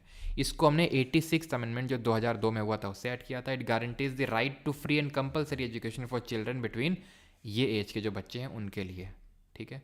और इसके लिए एक राइट टू एजुकेशन एक्ट भी लाया गया था, इसको और अच्छे से इम्प्लीमेंट करने के लिए। राइट टू एजुकेशन एक्ट कब, 2009 में, 2009 में। आगे बढ़ते हैं 22, protection against arrest and detention, यानी कि कुछ दशाओं में गिरफ्तारी और निरोध से संरक्षण, अरेस्ट और डिटेंशन के केस में। अब ये डिटेंशन यानी आपको धर लिया गया है, दो केस में धरा जा सकता है, दो तरह से। एक को बोलते हैं प्यूनिटिव और एक को बोलते हैं प्रिवेंटिव। प्यूनिटिव और प्रिवेंटिव में क्या डिफरेंस होता है? तो प्यूनिटिव का मतलब होता है आपने क्राइम कमिट कर दिया है, प्रिवेंटिव का मतलब है कि आपने क्राइम कमिट किया नहीं है, क्राइम करने से पहले ही आपको धर लिया गया है। इसलिए जैसे AK गोपालन जी को धरा गया था कि आप क्राइम कर सकते हैं, उस संशय में ही आपको धर लिया गया है। तो आपके पास क्या अधिकार है अगर आपको धर लिया गया है? तो राइट टू बी इन्फॉर्म्ड, आपको बताया जाएगा कि क्यों धरा गया है। Right to be defended by a legal practitioner, यानी आपको एक लीगल प्रैक्टिशनर, एक वकील मिलेगा। आपको पता है जैसे मुंबई हम लोगों का जो दोषी था, है ना, तो उस तक को हमने एक वकील दिया था, क्योंकि हमारे यहाँ पर ये फंडामेंटल राइट है कि चाहे भले कितना ही बड़ा कोई क्रिमिनल चार्जेस किसी के अगेंस्ट क्यों ना लगे हों, उसको भी राइट ऑफ रिप्रेजेंटेशन है। लीगल प्रैक्टिशनर उसको एक रिप्रेजेंट करेगा, चाहे भले कितना बड़ा ही कोई क्रिमिनल जघन्य अपराध क्यों ना किया हो किसी ने। Right to be produced before a magistrate within 24 hours, 24 घंटे के अंदर आपको मजिस्ट्रेट जो कि पुलिस से नहीं है वो कि उसके सामने आपको पेश किया जाएगा, और अगर उसने नहीं आपके फर्दर डिटेंशन को बोला तो आपको रिलीज़ किया जाएगा तुरंत। ये प्यूनिटिव डिटेंशन में। प्रिवेंटिव में क्या है? तो प्रिवेंटिव में भी पहला वाला सेम है कि आपको इन्फॉर्म किया जाएगा, आपको लीगल प्रैक्टिशनर दिया जाएगा, और एक चीज़ जो अलग है, इससे अलग है, वो ये है, एंड दैट इज़ कि आपका जो डिटेंशन है वो 3 महीने से ज़्यादा का नहीं हो सकता है। आपका डिटेंशन 3 महीने से ज़्यादा का नहीं हो सकता है, अनलेस एक एडवाइजरी बोर्ड बैठे जिसमें कि हाई कोर्ट के जजेस होंगे और वो बोले कि नहीं यार इसको 3 महीने से ज़्यादा धरने की ज़रूरत है। प्रिवेंटिव है ये, यानी कि आपने क्राइम किया नहीं है, सिर्फ संशय में धरा गया है, तो 3 महीने से ज़्यादा आपको धरा नहीं जा सकता है। धरा जा सकता है तो तभी अगर कोई एडवाइजरी बोर्ड जिसमें कि हाई कोर्ट के मेंबर होते हैं वो बैठते हैं और वो बोलते हैं तब। ठीक, किसी को यहाँ तक डाउट हो तो पूछ लो, नहीं हम आगे बढ़ते हैं राइट अगेंस्ट एक्सप्लॉयटेशन। अब एक डाउट तो आप लोगों का बिना देखे मुझे पता है, या तो आप लोगों ने लिखा होगा या तो नहीं लिखा होगा, मैं पहले ही बता देता हूँ क्या डाउट आया होगा। वो डाउट होगा कि आर्टिकल नंबर, तानिया पॉलिटी में फ्लोरा फौना पूछ रही है, एवरेज ही कोई एक डाउट वो होगा, एंड दैट इज़ कि 20 और 22 में क्या अंतर है। 20 में भी ऐसा कुछ क्रिमिनल को देख रहे थे राइट, मतलब फंडामेंटल राइट प्रोवाइडेड है, यहाँ पे भी क्रिमिनल टाइप दिख रहा है, कोई फंडामेंटल राइट प्रोवाइडेड है, तो दोनों को एक ही आर्टिकल में क्यों नहीं रख दिया?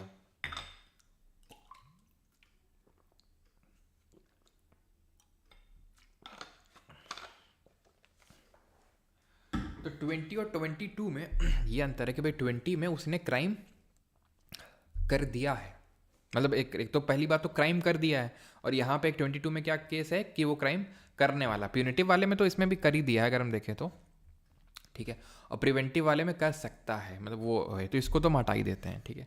20 में क्या था कि किसी को एक क्राइम के लिए 2 बार सज़ा नहीं मिलेगी, किसी के खिलाफ उसके खिलाफ गवाह नहीं बनाया जा सकता है, और क्या था कि उसको उसी कानून के हिसाब से मिलेगी। वहाँ पे एक्यूज्ड था, एक्यूज्ड मतलब उसने क्राइम कर दिया है, यहाँ पे अभी प्रूव नहीं हुआ है, सिर्फ धरा गया है, प्रूव नहीं हुआ है क्राइम।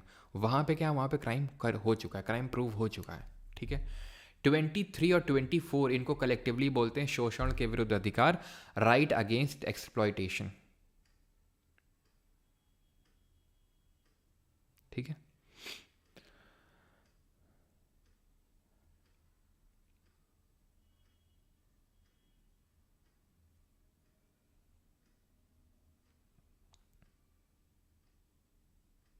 एक एक गोपालन समझ नहीं आया। तो एक एक गोपालन जी को धर लिया गया था, ठीक है, प्रिवेंटिव डिटेंशन वाले टाइप केस में। तो उन्होंने बोला कि भाई ये मेरे आर्टिकल 21 का वॉलेशन है। सुप्रीम कोर्ट ने बोला कि ये वॉलेशन नहीं है क्योंकि इसको लेके एक एक्ट पहले से ही कानून बना हुआ है और 21 में लिखा हुआ है कि राइट टू लाइफ छीनी जा सकती है अगर अगर विधि मतलब अगर लॉ बनाने का जो प्रोसीजर है उसको प्रॉपरली फॉलो किया गया और उसके तहत कोई लॉ बना है तो। लेकिन मेनका गांधी वाले में केस में बोला कि नहीं, आपने प्रोसीजर फॉलो किया है, ठीक है, अच्छी बात है, वो तो होना ही चाहिए, लेकिन हम ये देखेंगे कि यह कानून फेयर और जस्ट भी है कि नहीं, कोई लॉजिक है उसमें कि नहीं।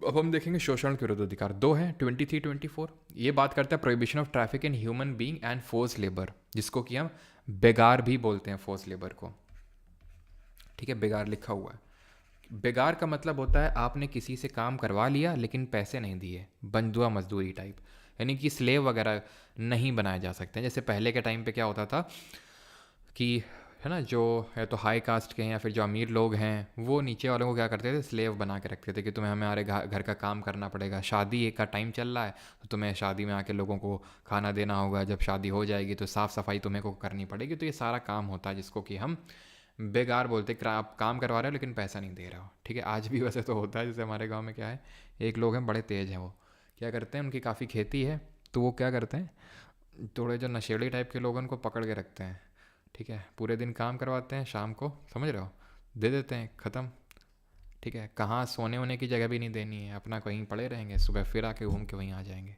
ठीक है, काइंड ऑफ बेगारी है। लेकिन खैर, तो ह्यूमन ट्रैफिकिंग यानी कि बाइंग और जो सेलिंग होता है पीपल का इलीगल तरह, वो भी इलीगल होता है और वो भी 23 के तहत कवर्ड है। 24 में क्या है, ये बच्चों को मजदूरी नहीं करवाई जा सकती बच्चों से, वो बात करता है 24। Prohibition of employment of children at hazardous places, this article aims at to protect the right of welfare of children by preventing their exploitation. Simple ध्यान से समझना इसको, दैट इज़ कि बच्चों से मजदूरी नहीं करवाई जा सकती कहाँ पे, जो हजार्डस वर्क्स, हजार्डस प्लेसेस हैं जहाँ पर कोई ना कोई डेंजर इन्वॉल्व है, जैसे कि माइन हो गई, है ना। माइन शाफ्ट में क्या किया जाता है, माइन इतनी पतली पतली होती हैं, गहरी गहरी होती हैं कि वहाँ पे सिर्फ बच्चे ही जा सकते हैं। आप देख सकते हैं कि कोयले कि कोई माइन वहाँ पे काम कर रहे हैं, तो माइन में क्या होती हैं कि वहाँ पे सिर्फ बच्चे ही जा सकते हैं। कब डिफरेंट तरह की माइनिंग होती हैं, तो रैट होल एक तरह की माइनिंग होती है, तो उसमें बच्चों को घुसेड़ा जाता है, उनसे माइनिंग करवाई जाती है क्योंकि बड़े उसमें घुस नहीं सकते हैं। तो ऐसा ऐसा होता है, और वो ऐसे एक्टिविटीज़ में जहाँ पे डेंजर इन्वॉल्व है बच्चों से काम नहीं करवाया जा सकता है। क्या सेफ़ वाले प्लेसेस में करवाया जा सकता है, बिल्कुल करवाया जा सकता है। जैसे परचून की दुकान में आपने देखा होगा कि बच्चे काम कर रहे हैं, सामान दे रहे हैं, तो हजार्डस नहीं है, लेकिन वो काम भी नॉन स्कूल आवर्स में ही सिर्फ करवाया जा सकता है, स्कूल आवर्स में वो भी नहीं करवाया जा सकता है। अब आते हैं right to freedom of religion. इस राइट को मैंने क्या बोला था, इसको बोला गया है हॉल मार्क ऑफ डेमोक्रेसी। क्यों? क्योंकि ये एक तरह से सेकुलरिज्म की बात करता है, सेकुलरिज्म की भावना को जो है प्रमोट करता है, तो इसके लिए इसको हम हॉलमार्क ऑफ डेमोक्रेसी बोलते हैं। तो 25 से लेकर 28 के बीच में है ये, ठीक है। कितने राइट हुए जरा बताएंगे। 25 में क्या है, freedom of conscience and free profession, practice and propagation of religion. Conscience का मतलब है कि आप अपने भगवान के साथ किस तरह के रिलेशन रखना चाहते हैं आंतरिक तौर से, वो आपकी मर्ज़ी है।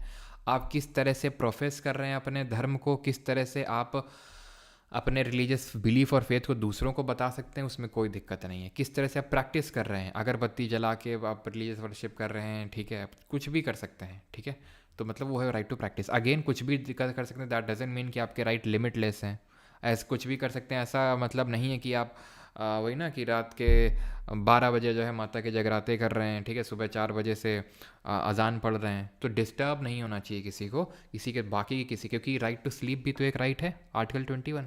तो अगर आप रात में या फिर सुबह ये सब करोगे एक्टिविटी लाउड स्पीकर लगा के, तो मेरा राइट टू स्लीप हर्ट होगा, ठीक है। तो वो चीज़ तो रीजनेबल रिस्ट्रिक्शंस तो रहते ही हैं। और राइट टू प्रोपगेट, आप अपने धर्म का प्रचार भी कर सकते हैं, लेकिन यहाँ पे जबरन धर्म परिवर्तन यानी कि फोर्सफुल रिलीजियस कन्वर्जन्स जो हैं वो प्रोहिबिटेड है, ठीक है। तो यानी कि एक इंडिविजुअल को यहाँ पे राइट मिला हुआ है 25 में, वहीं 26 में एक रिलीजियस ग्रुप, रिलीजियस डिनोमिनेशन को यहाँ पे राइट मिले हुए हैं। क्या राइट मिले हुए हैं कि आप अपने रिलीजियस और चैरिटेबल पर्पसेस जो है उनको मैनेज कर सकते हो, स्टैब्लिश कर सकते हो, आप रिलीजियस अफेयर्स को मैनेज कर सकते हो, आप मूवेबल और इमूवेबल प्रॉपर्टी को ओन और एक्वायर कर सकते हो। मूवेबल मतलब गाड़ी वगैरह कोई हो गई, इमूवेबल का मतलब प्रॉपर्टी वगैरह हो गई जो मूव कर सकती है, जो मूव नहीं कर सकती है, और आप उस प्रॉपर्टी को लॉ के हिसाब से एडमिनिस्टर भी कर सकते हो। तो 26 में जो रिलीजियस डिनोमिनेशन जो ग्रुप है उनको राइट मिला हुआ है। अब इसमें ये ध्यान रखिएगा, ये क्लॉज हैं, क्लॉज 1, क्लॉज 2, क्लॉज 3 और क्लॉज 4। तो क्लॉज के हिसाब से थोड़ा सा देखिएगा इसमें, ठीक है। पहला तो क्या है कि establish and maintain religious and charitable purposes, दूसरा अफेयर्स है, तीसरा प्रॉपर्टी, और चौथा उस प्रॉपर्टी को आप लॉ के हिसाब से एडमिनिस्टर कर सकते हैं। काइंड ऑफ आर्टिकल 26 हमें कलेक्टिव फ्रीडम ऑफ रिलीजन देता है। धार्मिक स्वतंत्रता का अधिकार तो 25 भी है, 26 भी है। 25 क्या है, ये एक इंडिविजुअल को मिला हुआ है, ये ग्रुप को मिला हुआ है। 27 में है कि धर्म के नाम पे टैक्स नहीं लगाया जा सकता है। तो 27 में टैक्स वर्ड को, ये कीवर्ड को ध्यान रखना है, टैक्स नहीं लगाया जा सकता, या फिर टैक्स के पैसे को किसी एक धर्म के प्रचार में यूज़ नहीं किया जा सकता है, सारे धर्म को प्रचार में यूज़ किया जा सकता है। और इसमें आर्टिकल जो 27 है ये टैक्स लेवी करने से मना करता है, फीस लगाई जा सकती है। जैसे कि आप किसी धार्मिक उसमें गए, स्थल में गए, मान लो टेम्पल वगैरह में, तो वहाँ पे कुछ नॉमिनल फीस ली जा सकती है जूता चप्पल रखने के लिए और इस तरह से। तो टैक्स तो प्रोहिबिटेड है, बस फीस प्रोहिबिटेड नहीं है इसमें, ठीक है।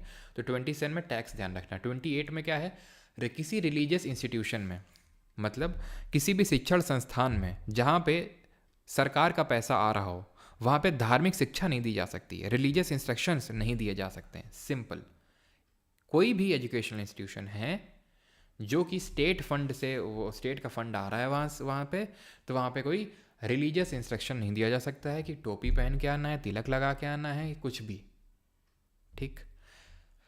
दैट मीन्स कि अगर कोई इंस्टीट्यूशन, एजुकेशनल इंस्टीट्यूशन किसी रिलीजियस एंडोवमेंट या ट्रस्ट से बना है, किसी रिलीजियस एंडोवमेंट या ट्रस्ट से बना है, जैसे हिंदू ट्रस्ट बोर्ड है, अब उस बोर्ड को पैसा हिंदू लोग देते हैं कि भाई ये पैसा लो, हिंदू धर्म का प्रचार करो।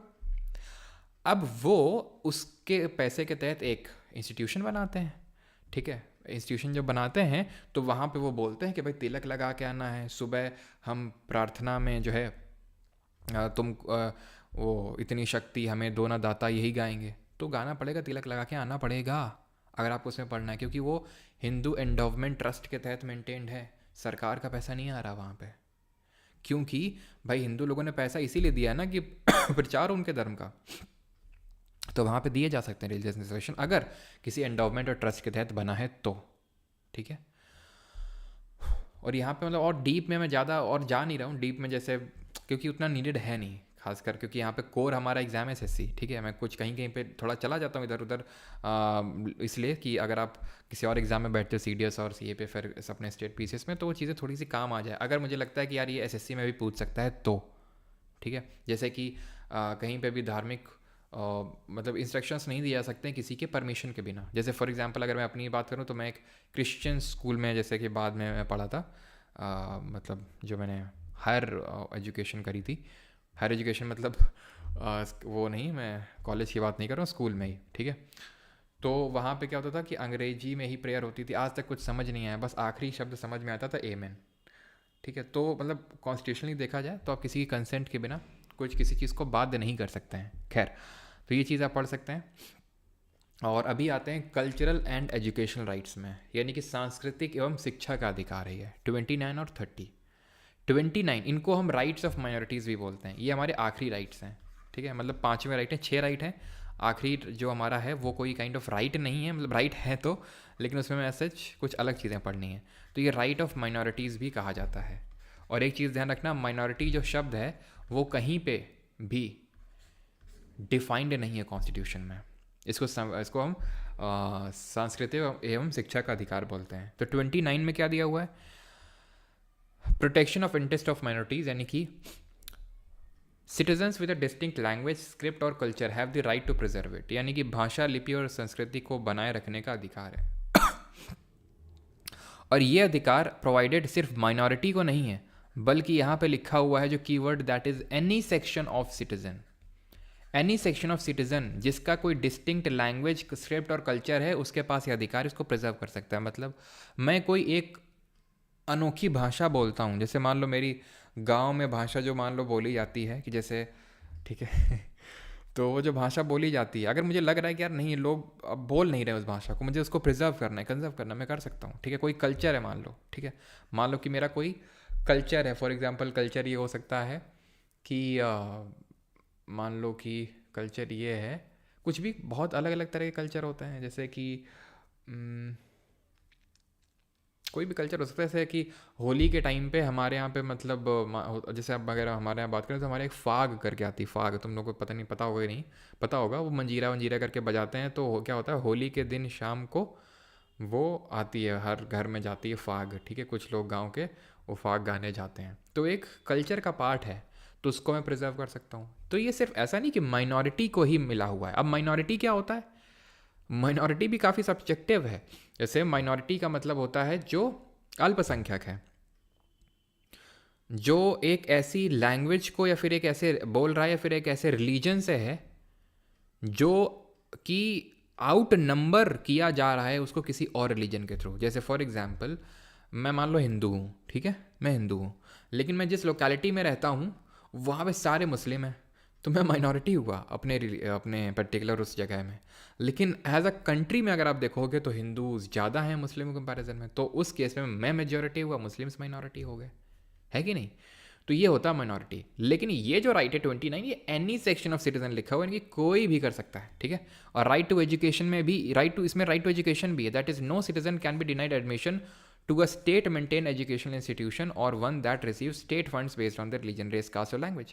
यानी कि अगर कोई एक ऐसा इंस्टीट्यूशन है जहाँ पे स्टेट से फंड आ रहा है, स्टेट का मतलब ये आपको पता है क्या, यानी सरकार से पैसा आ रहा है, सिंपल, तो उसमें एडमिशन मना नहीं किया जा सकता एडमिशन को लेके कि आपको एडमिशन नहीं मिलेगा, ठीक है, कि आप इस पर्टिकुलर रिलीजन से या फिर इस पर्टिकुलर लैंग्वेज बोलते हैं, आपको एडमिशन मिलेगा अगर आप उस पर्टिकुलर इंस्टीट्यूशन में जा रहे हैं जहाँ पे स्टेट से पैसा आ रहा है। 30 क्या है, ये है सिर्फ माइनॉरिटीज़ के लिए। और कैसी माइनॉरिटीज़ के लिए, रिलीजियस माइनॉरिटीज़ और लिंग्विस्टिक माइनॉरिटीज़, यानी कि धर्म के हिसाब से जो माइनॉरिटीज़ हैं और जो भाषा के हिसाब से माइनॉरिटीज़ हैं।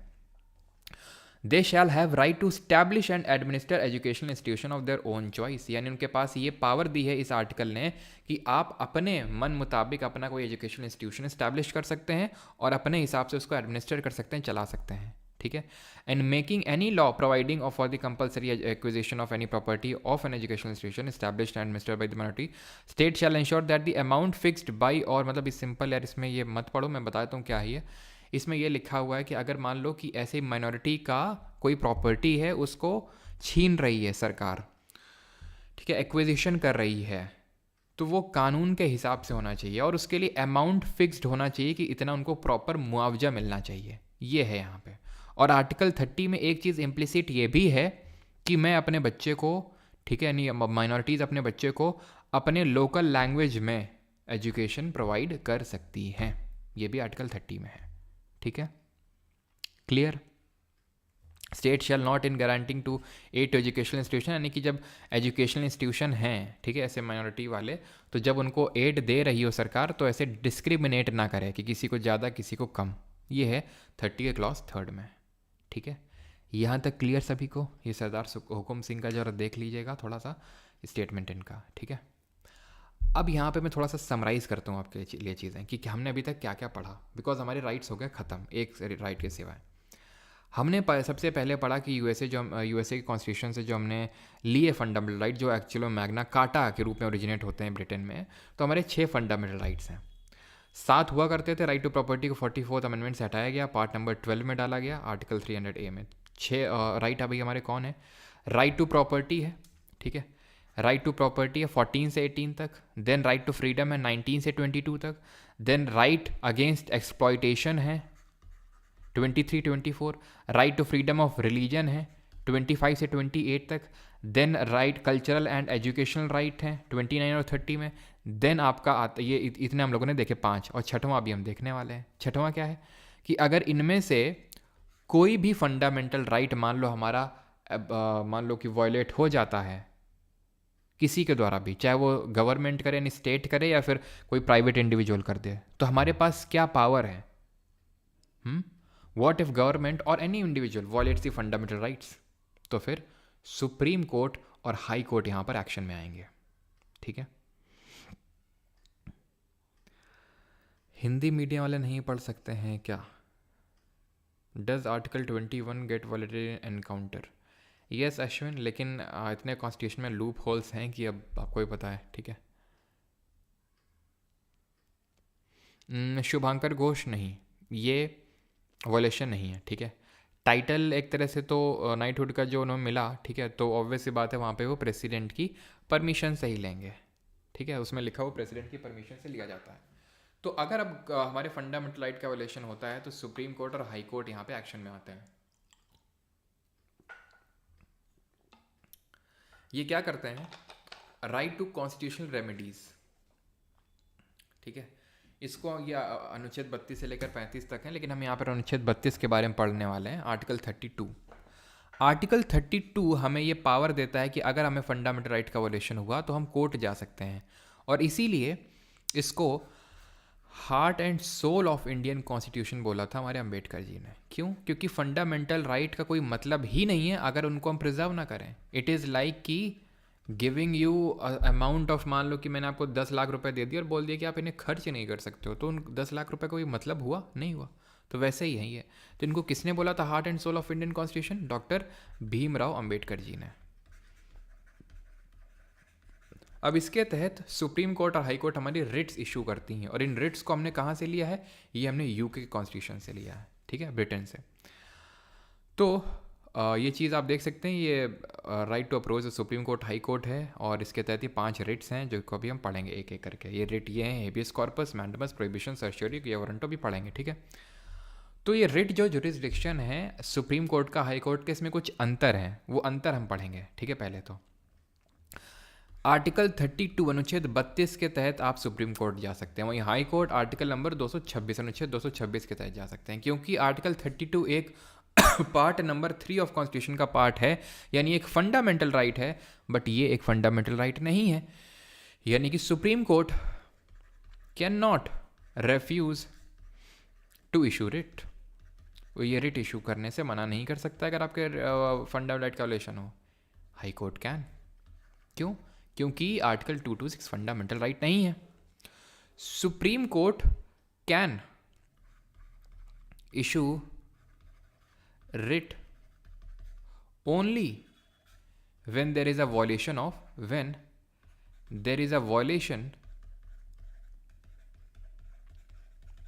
of फंडामेंटल राइट्स, मौलिक अधिकारों का अगर वॉयलेशन हो तब। लेकिन हाई कोर्ट की जब हम बात करते हैं, ये सर्वोच्च न्यायालय, उच्च न्यायालय, ये fundamental right plus legal right दोनों के वॉयलेशन में जो है रिट इशू कर सकता है। यानी कि राइट टू प्रॉपर्टी का मान लो आपका हनन हुआ, जो कि एक लीगल राइट है, तो उस केस में आप सुप्रीम कोर्ट नहीं जा सकते हैं रिट इशू करवाने के लिए, हाई कोर्ट जा सकते हैं। सुप्रीम कोर्ट का जो जुरिस्डिक्शन है, क्षेत्राधिकार जहां वो रिट इशू कर सकता है, वो है through out the territory of India. ठीक है, through out the territory of India. लेकिन हाई कोर्ट की अगर बात करेंगे तो जिस स्टेट का वो हाई कोर्ट है उस पर्टिकुलर स्टेट तक उसका जुरिस्डिक्शन जाता है। ठीक, अब अगर मान लो किसी और कोर्ट को अगर रिट इशू करनी है, एनी अदर कोर्ट को अगर रिट इशू करने की पावर देनी है, तो ये पावर पार्लियामेंट उसको दे सकता है, देश की संसद दे सकती है। यानी कि parliament can authorize any other court other than supreme court and high court to issue the writ. समझ में आती है बात? अब ये रिट हैं क्या, वो समझ लेते हैं। तो सबसे पहली है हेबियस कॉर्पस। इसका मतलब होता है to have the body of, you shall have the body of, और to have the body of. Purpose क्या है? A writ of habeas corpus is used to ensure that a person's imprisonment or detention is lawful and to correct the violation of personal liberty. घुमा फिरा के habeas corpus का मतलब ये है कि आपको अगर मान लो धर लिया गया, फिर से तुमको धरवा देते हैं उसी सेम केस में। किस केस में? वही अपनी जो तुम महिला मित्र के साथ भागे थे ना, तो इस बार क्या हुआ, इस बार जो है आपको पुलिस के हवाले नहीं किया गया, इस बार आपको धर लिया लड़की वालों ने। क्या किया? कि आपको कमरे में बंद करके दे सुताई चल रही, दे सुताई चल रही, रोज़ एक बंदा आता है सुताई करता है, शाम को चला जाता है। तो फिर जो है तुम्हारे घर वाले परेशान, तुम्हारे दोस्त बहुत परेशान कि यार ये चुन्नू आया नहीं बहुत दिन से, क्या बात हो गई है, ये क्या हुआ, कुछ तो बात है जो आ नहीं रहा बहुत दिन से।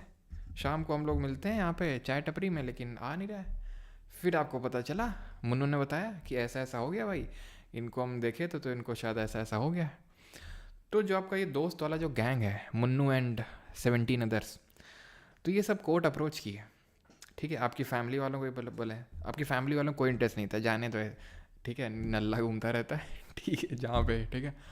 लेकिन आपके दोस्त आपको लेके सीरियस थे, ठीक है, क्योंकि उनका ग्रुप जो है कंप्लीट नहीं हो पा रहा था आपके बिना, तो वो कोर्ट गए। तो कोर्ट उस केस में हेबियस कॉर्पस को इशू करेगा और बोलेगा, पुलिस को बोलेगा कि उसकी बॉडी यहाँ पे लेके प्रस्तुत करो मेरे सामने, ठीक है, to have the body of, क्योंकि यहाँ पर डिटेंशन अनलॉफुल तरीके से हुआ, धरा गया है अनलॉफुल तरीके से, ठीक है। अब ये एक्सेप्शंस भी हैं, क्या अपवाद है यहाँ पे, अगर लॉफुल डिटेंशन हुआ है तो इस रिट को इशू नहीं किया सकता है, लॉ के हिसाब से अगर हुआ है, प्रेसिडेंट के खिलाफ इसको इशू नहीं किया जा सकता है, ठीक है। ये चीज़ें हैं। और कंटेम्प्ट ऑफ कोर्ट, अगर आपने कोर्ट की अवहेलना करी है तो कोर्ट के सामने तो फिर आप नहीं वो कर सकते हैं कुछ। अब आते हैं मैंडमस में। मैंडमस का लिटरल मीनिंग क्या होता है, तो मैंडमस का मतलब होता है वी कमांड, ठीक है। मैंडमस का मतलब होता है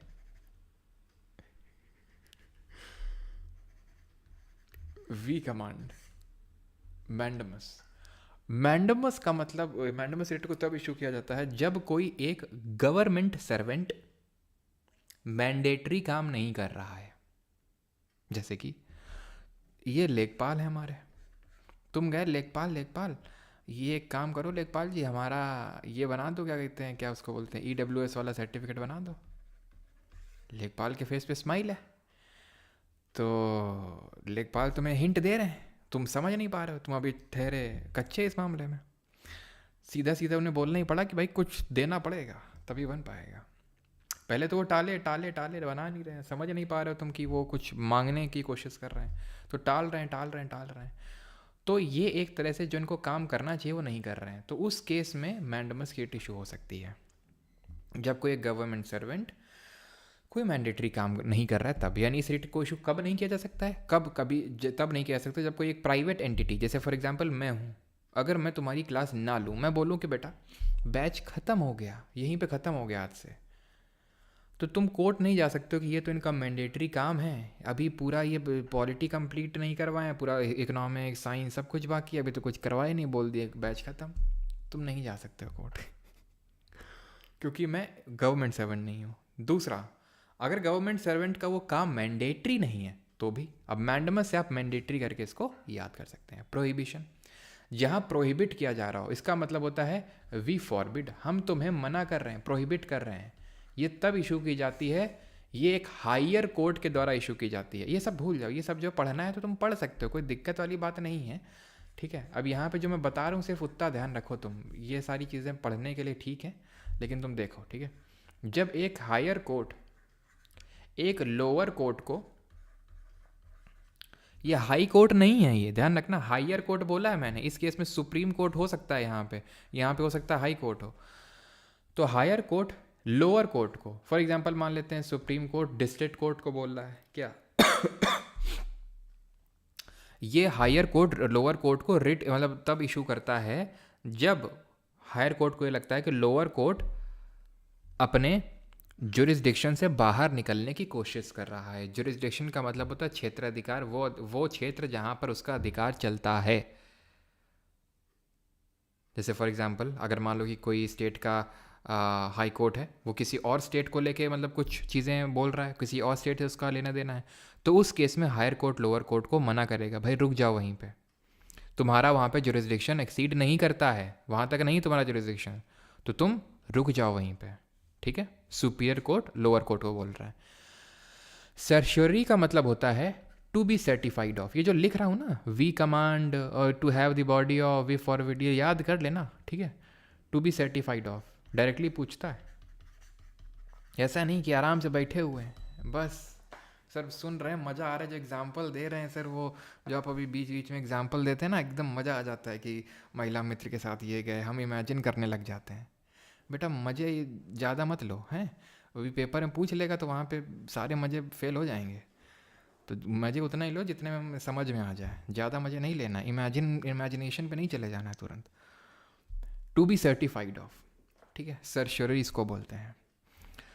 तो इसमें क्या होता है, इसमें सेम है प्रोहिबिशन की तरह। हायर कोर्ट या फिर सुपीरियर कोर्ट लोअर कोर्ट को क्या करेगा, अब इस केस में क्या है, लोअर कोर्ट जुरिस्डिक्शन से बाहर निकल चुका है, निकल के उसने कोई डिसीजन भी दे दिया है, कोई फैसला भी सुना दिया, तो हायर कोर्ट पहले तो उस डिसीजन को क्वैश करेगा और फिर उस केस को अपने अंडर में ले लेगा। इस पर मैंने एक रील भी बनाई है बहुत अच्छी, सदगुरु वाले केस में, उसको देखिएगा तो आपको क्लियरली समझ में आ जाएगा मैं क्या बताने की कोशिश कर रहा हूँ आपको यहाँ पे, ठीक है। उस रील को आप जाके देखिएगा जो वहाँ पर पड़ी हुई है शॉर्ट्स में पड़ी हुई है, अभी मैंने हफ्ते भर पहले ही डाली थी कि किस तरह से जब मद्रास हाई कोर्ट ने ऑर्डर पास किया कि पुलिस को कि जाओ और वहाँ के आश्रम में रेड मारो, जाके न जाने कितने पुलिस वालों को भेज दिया, तो सुप्रीम कोर्ट ने उसको पहले तो मना किया कि वहीं रुक जाओ, और उस केस को अपने अंडर में लिया और अपने अंडर में ला के उसको ख़त्म कर दिया कि चार्जेस गलत हैं। आखिरी है क्यों वारंटो, क्यों भाई, क्यों बैठे हो तुम यहाँ पे, यानी कि बाई वॉट अथॉरिटी ऑफ, जब कोई एक गवर्नमेंट ऑफिस को एक ऐसा बंदा वहाँ पर बैठा हुआ है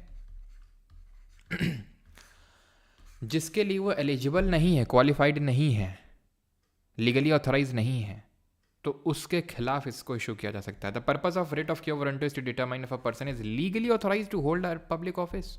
अगर है तो ठीक है, नहीं तो निकलो। आर्टिकल 33, 34 और 35 को हमने पढ़ना है, बहुत छोटा छोटा सा है, पढ़ लेते हैं, ख़त्म करते हैं, ठीक है।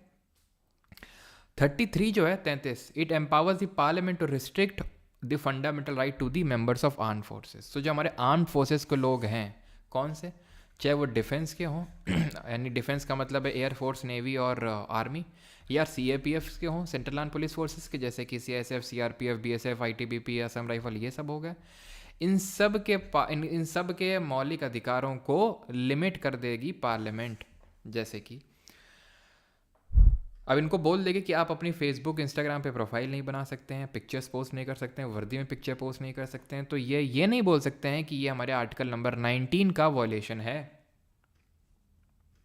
ये क्या नहीं बोल सकते हैं कि हमारे आर्टिकल नंबर 19 का वॉयलेशन है, ये नहीं बोल सकते हैं, क्योंकि इनके राइट्स जो हैं लिमिटेड रहेंगे according to the article number 33।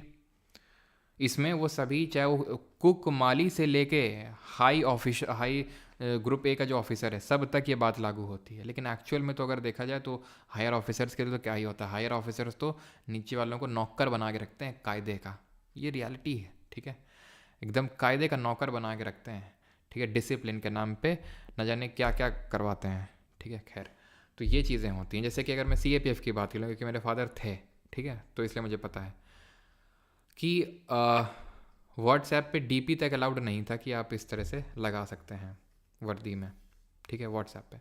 लेकिन वही मैं देखता हूँ जो CAPF जो UPSC का पेपर होता है, UPSC CAPF, उसके तहत जो असिस्टेंट कमांडेंट बनते हैं वो यूट्यूब पे गाइडेंस प्रोग्राम चला रहे हैं भाई साहब, हैं, रील बन नहीं है फुल्ली, ठीक है, खुलेआम, लेकिन वहीं एक कांस्टेबल को ये चीज़ अलाउड नहीं है। तो ये दोहरा है कि नहीं, और लेकिन डिसिप्लिन के नाम पे सब अलाउड होता है ये सारी चीज़ें। तो ये होता है कि पार्लियामेंट जो है हमारे आर्म फोर्सेस के जो पर्सनल्स हैं उनके राइट्स को लिमिट कर सकता है। 33, 34, it provides for the restriction on fundamental rights while martial law is in force in an area.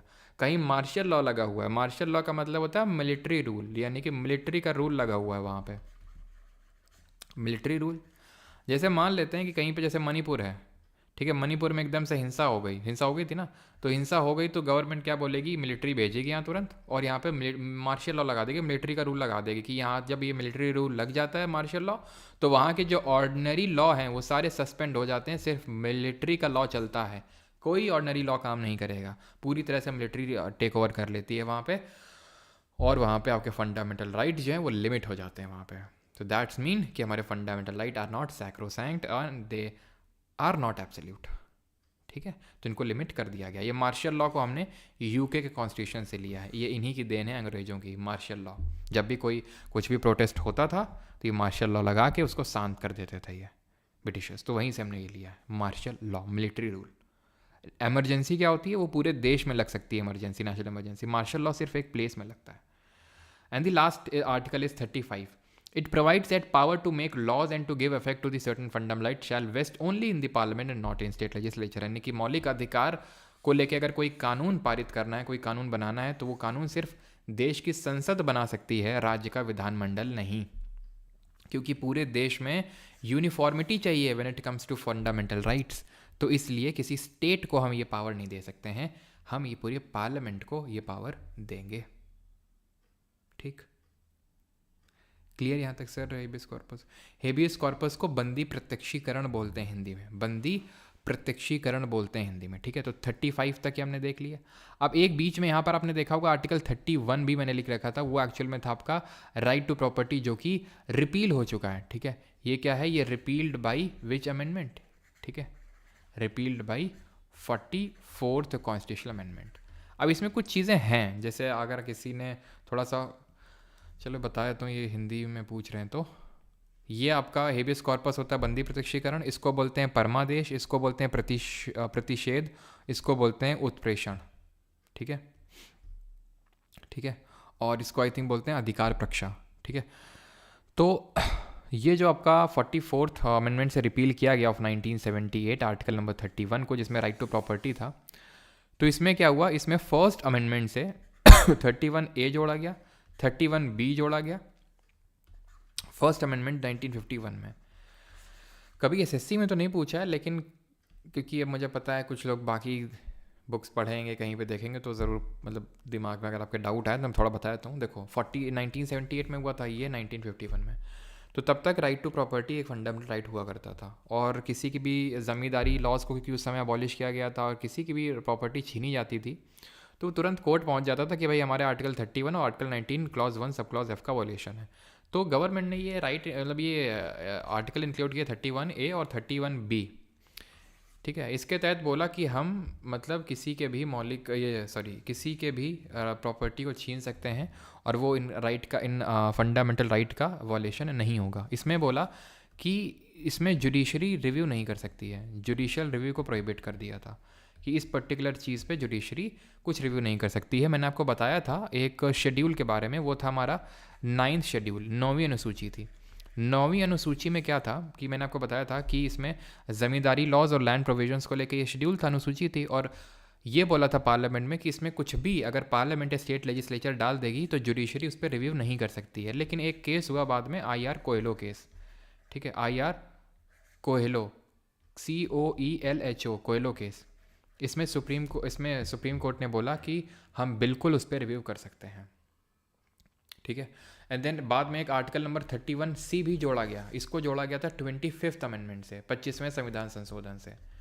इसमें क्या बात सामने निकल के आई थी? इसमें 2 प्रोविजंस ऐड किए गए, A, B।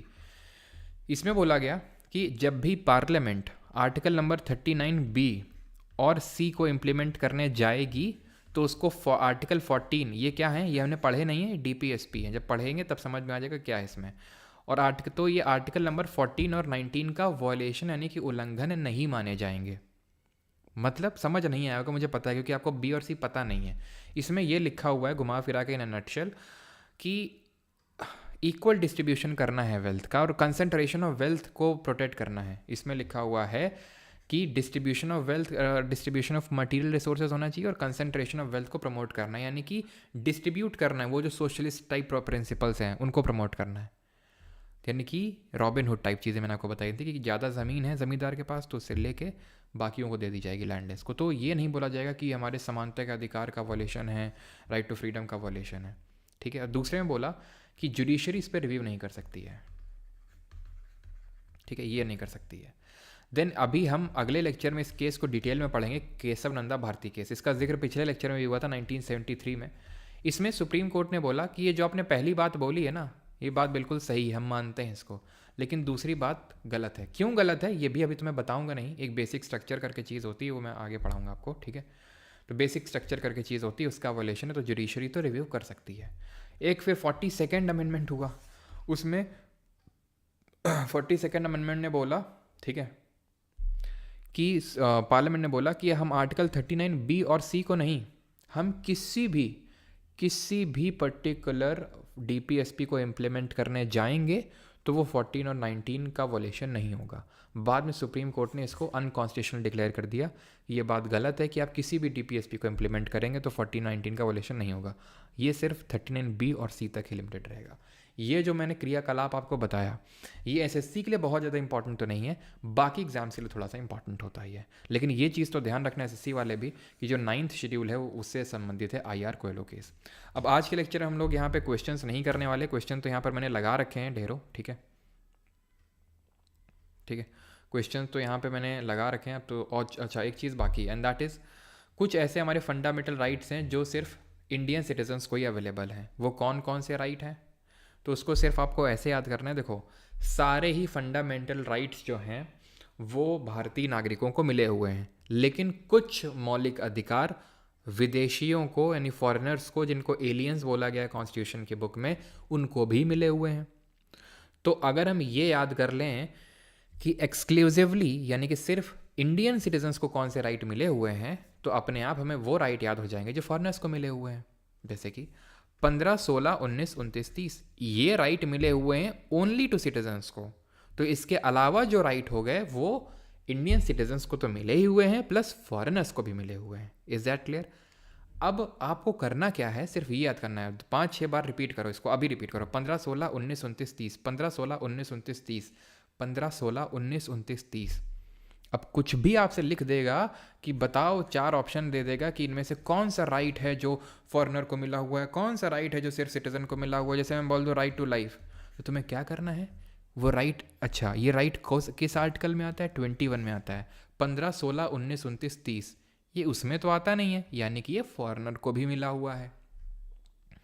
फिर मैं बोल दूं कि राइट अगेंस्ट अनटचेबिलिटी, अस्पृश्यता का उन्मूलन, तो 15, 16, 19, 29, 30 इसमें तो आता नहीं, यानी इसको ये सिटीजन्स के साथ साथ फॉरेनर्स को भी मिला हुआ है। ख़त्म, ठीक, ख़त्म, टाटा बाय बाय।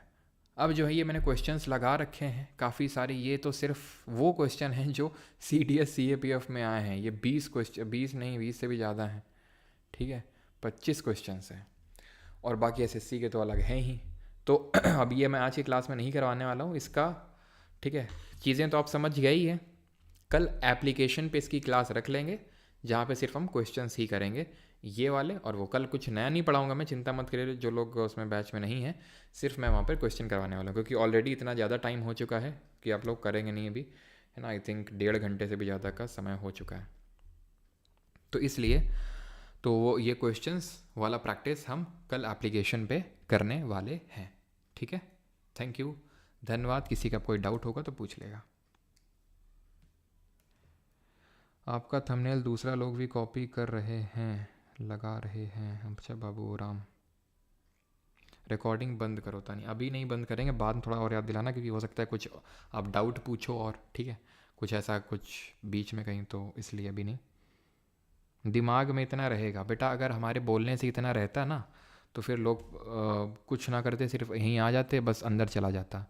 खुद तो कुछ करना पड़ेगा कि नहीं करना पड़ेगा, है कि जितने लोग देख रहे हैं, मतलब मान लो ये 50,000 लोग देख रहे हैं, ठीक है, मतलब लाइव तो इतने लोग देख रहे हैं, लेकिन फाइनली मान लेते हैं 50,000, तो क्या सारे 50,000 लोग को उतना ही प्रॉपर्ली फंडामेंटल राइट के बारे में ज्ञान हो जाएगा क्या? ऑब्वियस ये बात है, जो अभी तुरंत जाके विदिन 24 आवर्स में एक रिवीजन करेगा। समझाने का काम मेरा था मैंने समझा दिया। कहीं डाउट आया फिर से आप देखो कि क्या बताया सर ने, इसमें डाउट आ रहा है फिर तो उसको पूछ सकते हैं आप, लेकिन याद तो आपने ही करना पड़ेगा, ठीक है।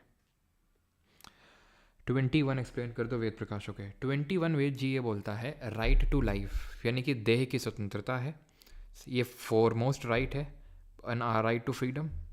इसमें ये एक बहुत ही वाइड है, बहुत ही विस्तारित है। इसमें राइट टू हेल्थ है, राइट टू स्लीप है, राइट अगेंस्ट हैंड कफिंग है, राइट टू स्पीडी जो रेजोल्यूशन होता है वो सारी चीज़ें हैं। तो वो मुझे पता है आप क्यों इसमें बैफल हो गए, बैफल्ड आप इसलिए हो गए, कन्फ्यूज इसलिए हो गए। वो ड्यू प्रोसेस ऑफ लॉ और प्रोसीजर एस्टैब्लिश्ड बाय लॉ, वो छोड़ दो, तुम छोड़ दो। पहले तो ये याद करो कि राइट टू लाइफ किस में है और वो कितना वाइड है, ठीक।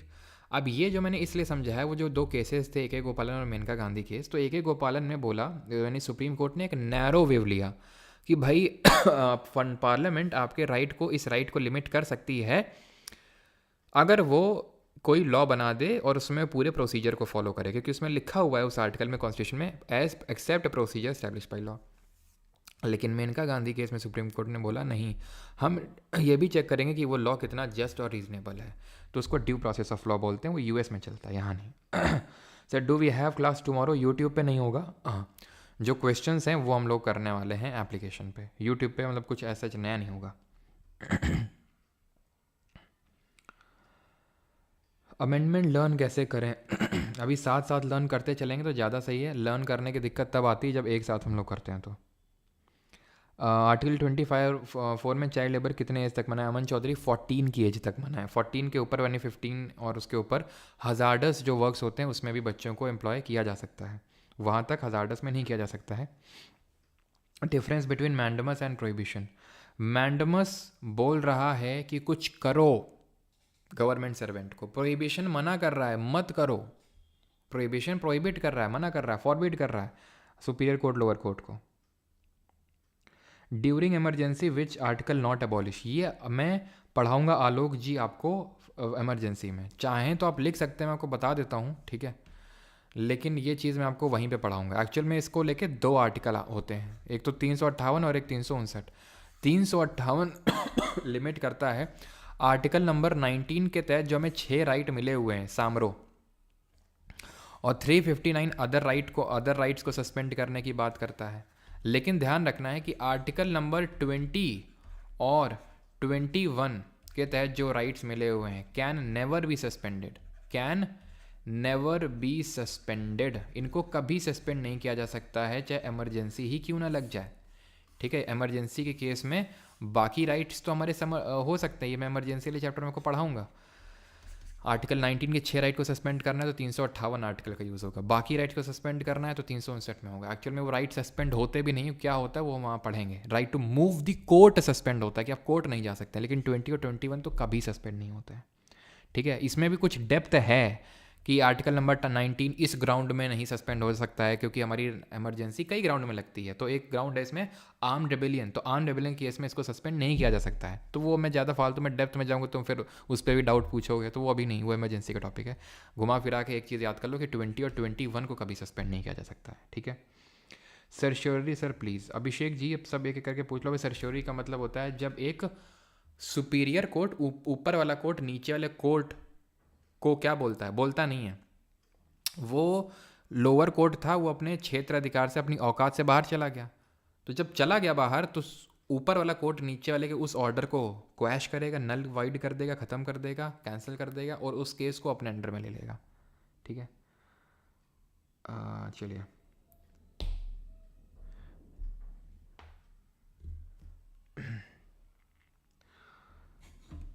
ना सर, सरेंडर का जो करता है वो तो सेल्फ इनक्रिमिनेशन हुआ ना तनीषा। सेल्फ इनक्रिमिनेशन कैसे हुआ भाई?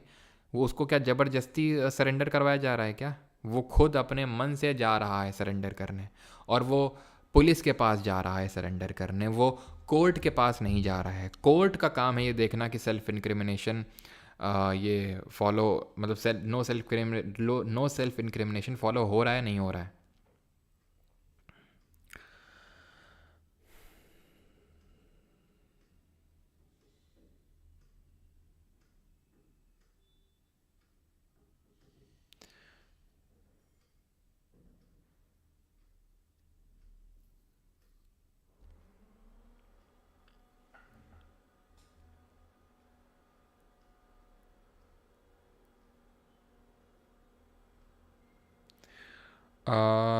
आर्टिकल 16 क्लॉज 4 में Balaji versus state of Mysore क्या है?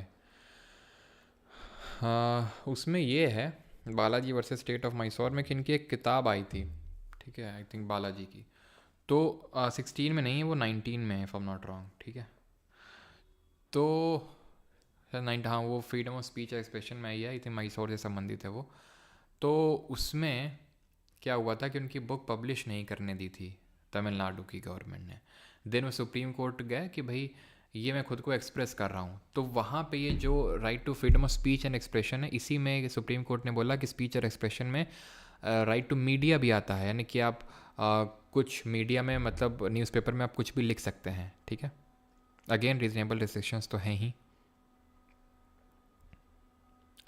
भाई आईआर कोयलो केस का मतलब ये है कि मैंने नई शेड्यूल आपको पढ़ाया था कि उसमें कुछ भी रख देगा, पार्लियामेंट ने बोला था कि हम कुछ भी डाल देंगे, तो उसको उसमें क्या है कि उसमें चैलेंज नहीं, उसमें जुडिशरी रिव्यू नहीं कर सकती है। लेकिन आईआर जो कोयलो केस हुआ था तो 2007 में, तो उसमें ये बोला गया था कि नहीं, जुडिशरी रिव्यू कर सकती है, क्योंकि वो बेसिक स्ट्रक्चर का पार्ट होता है। बेसिक स्ट्रक्चर क्या होता है आपको बताऊंगा अगले लेक्चर में। अगला लेक्चर मंडे को होगा, और मोस्ट प्रोबेबली मंडे का लेक्चर सुबह 9 बजे होगा। रोज़ की टाइमिंग नहीं है 9 बजे, सिर्फ मंडे के लिए है। What is office of profit, ये जब आएगा टॉपिक तब पढ़ाएंगे पार्लियामेंट वाले चैप्टर में, लाभ का पद क्या होता है। हिंदी वालों का आप काट रहे हो, क्या काट रहे हैं बेटा? हिंदी वालों को क्या काट रहे हैं? अब ये सोचो 50% इंग्लिश 50% हिंदी, तो वो नहीं हो पाएगा। वो जाके अनाउंसमेंट वाली वीडियो में देख लेना, उसी में क्लियरली बोले थे कि अगर ये बात मत बोलना कि इंग्लिश और हिंदी हम तो बैच ले लिए और हमारे साथ धोखा हो गया, ये हो गया, हम केस कर देंगे।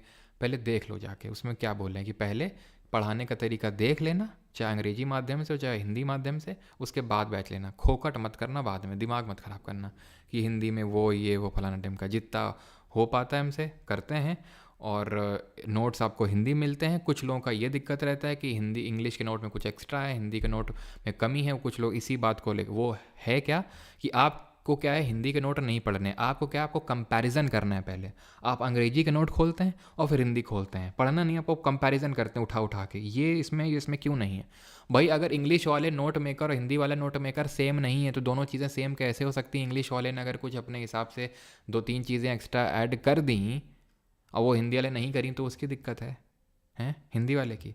हाँ, अगर क्लास में कोई चीज़ इस तरह से पढ़ी, और कई बार होता है कि भाई क्लास मैंने 100 चीज़ें बताई हैं तो 2-3 चीज़ें तो मिस हो सकती हैं ना, नोट बनाने वाले से भी। तो उस चीज़ को भी थोड़ा सा लीजिए, उसको भी समझिए थोड़ा सा।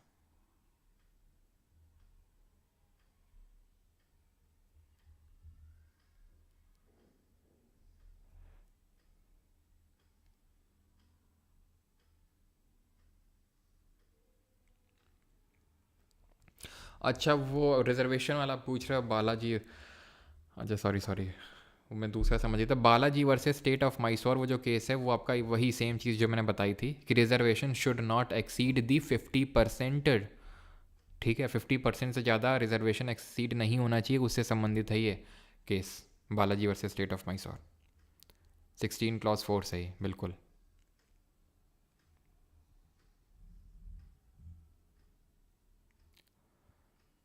सर सिटीज़न और एलियन वाला होता है। सिटीज़न मतलब कोई इंडियन सिटीज़न है, एलियन का मतलब है फॉरेनर को एलियन बोला गया है यहाँ पे। ठीक है, चलिए कल कितने टाइम बैच पे क्लास होगी मैं आपको बता दूंगा। तो वहाँ पे हम लोग ये कल सारे क्वेश्चंस प्रैक्टिस करने वाले हैं, सीडीएस और ये सीएपीएफ जितने क्वेश्चन हैं, बाकी एसएससी के। ठीक है, तो मैं टाइमिंग में आपको बता दूंगा, बिकॉज कल है क्या कि सुबह तो मैं नहीं ले पाऊँगा क्लास, क्योंकि सुबह मेरी एक और कहीं पर क्लास है, तो वो मैं नहीं ले पाऊँगा। ठीक है, फिर जैसा होगा मैं टाइमिंग आपको शाम के टाइम ही होगी तो मैं बता दूंगा टाइम। ठीक है, प्राइवेट टेलीग्राम ग्रुप में। थैंक यू, धन्यवाद। और बाकी बैच वाली स्लाइड नहीं लगी तो मैं बता दूं, जिन लोगों को बैच वगैरह एनरोल करना है तो वो पहले तो वीडियो देख लें। ठीक है, डिस्क्रिप्शन में लिंक आपको मिल जाता है कि मैंने बैच रिगार्डिंग जो सारी चीज़ें बताई, क्या होगा क्या नहीं होगा, और बैच से आप एनरोल कर सकते हैं। ठीक है, परमार अकेडमी ऐप से और वेबसाइट से परमार अकेडमी।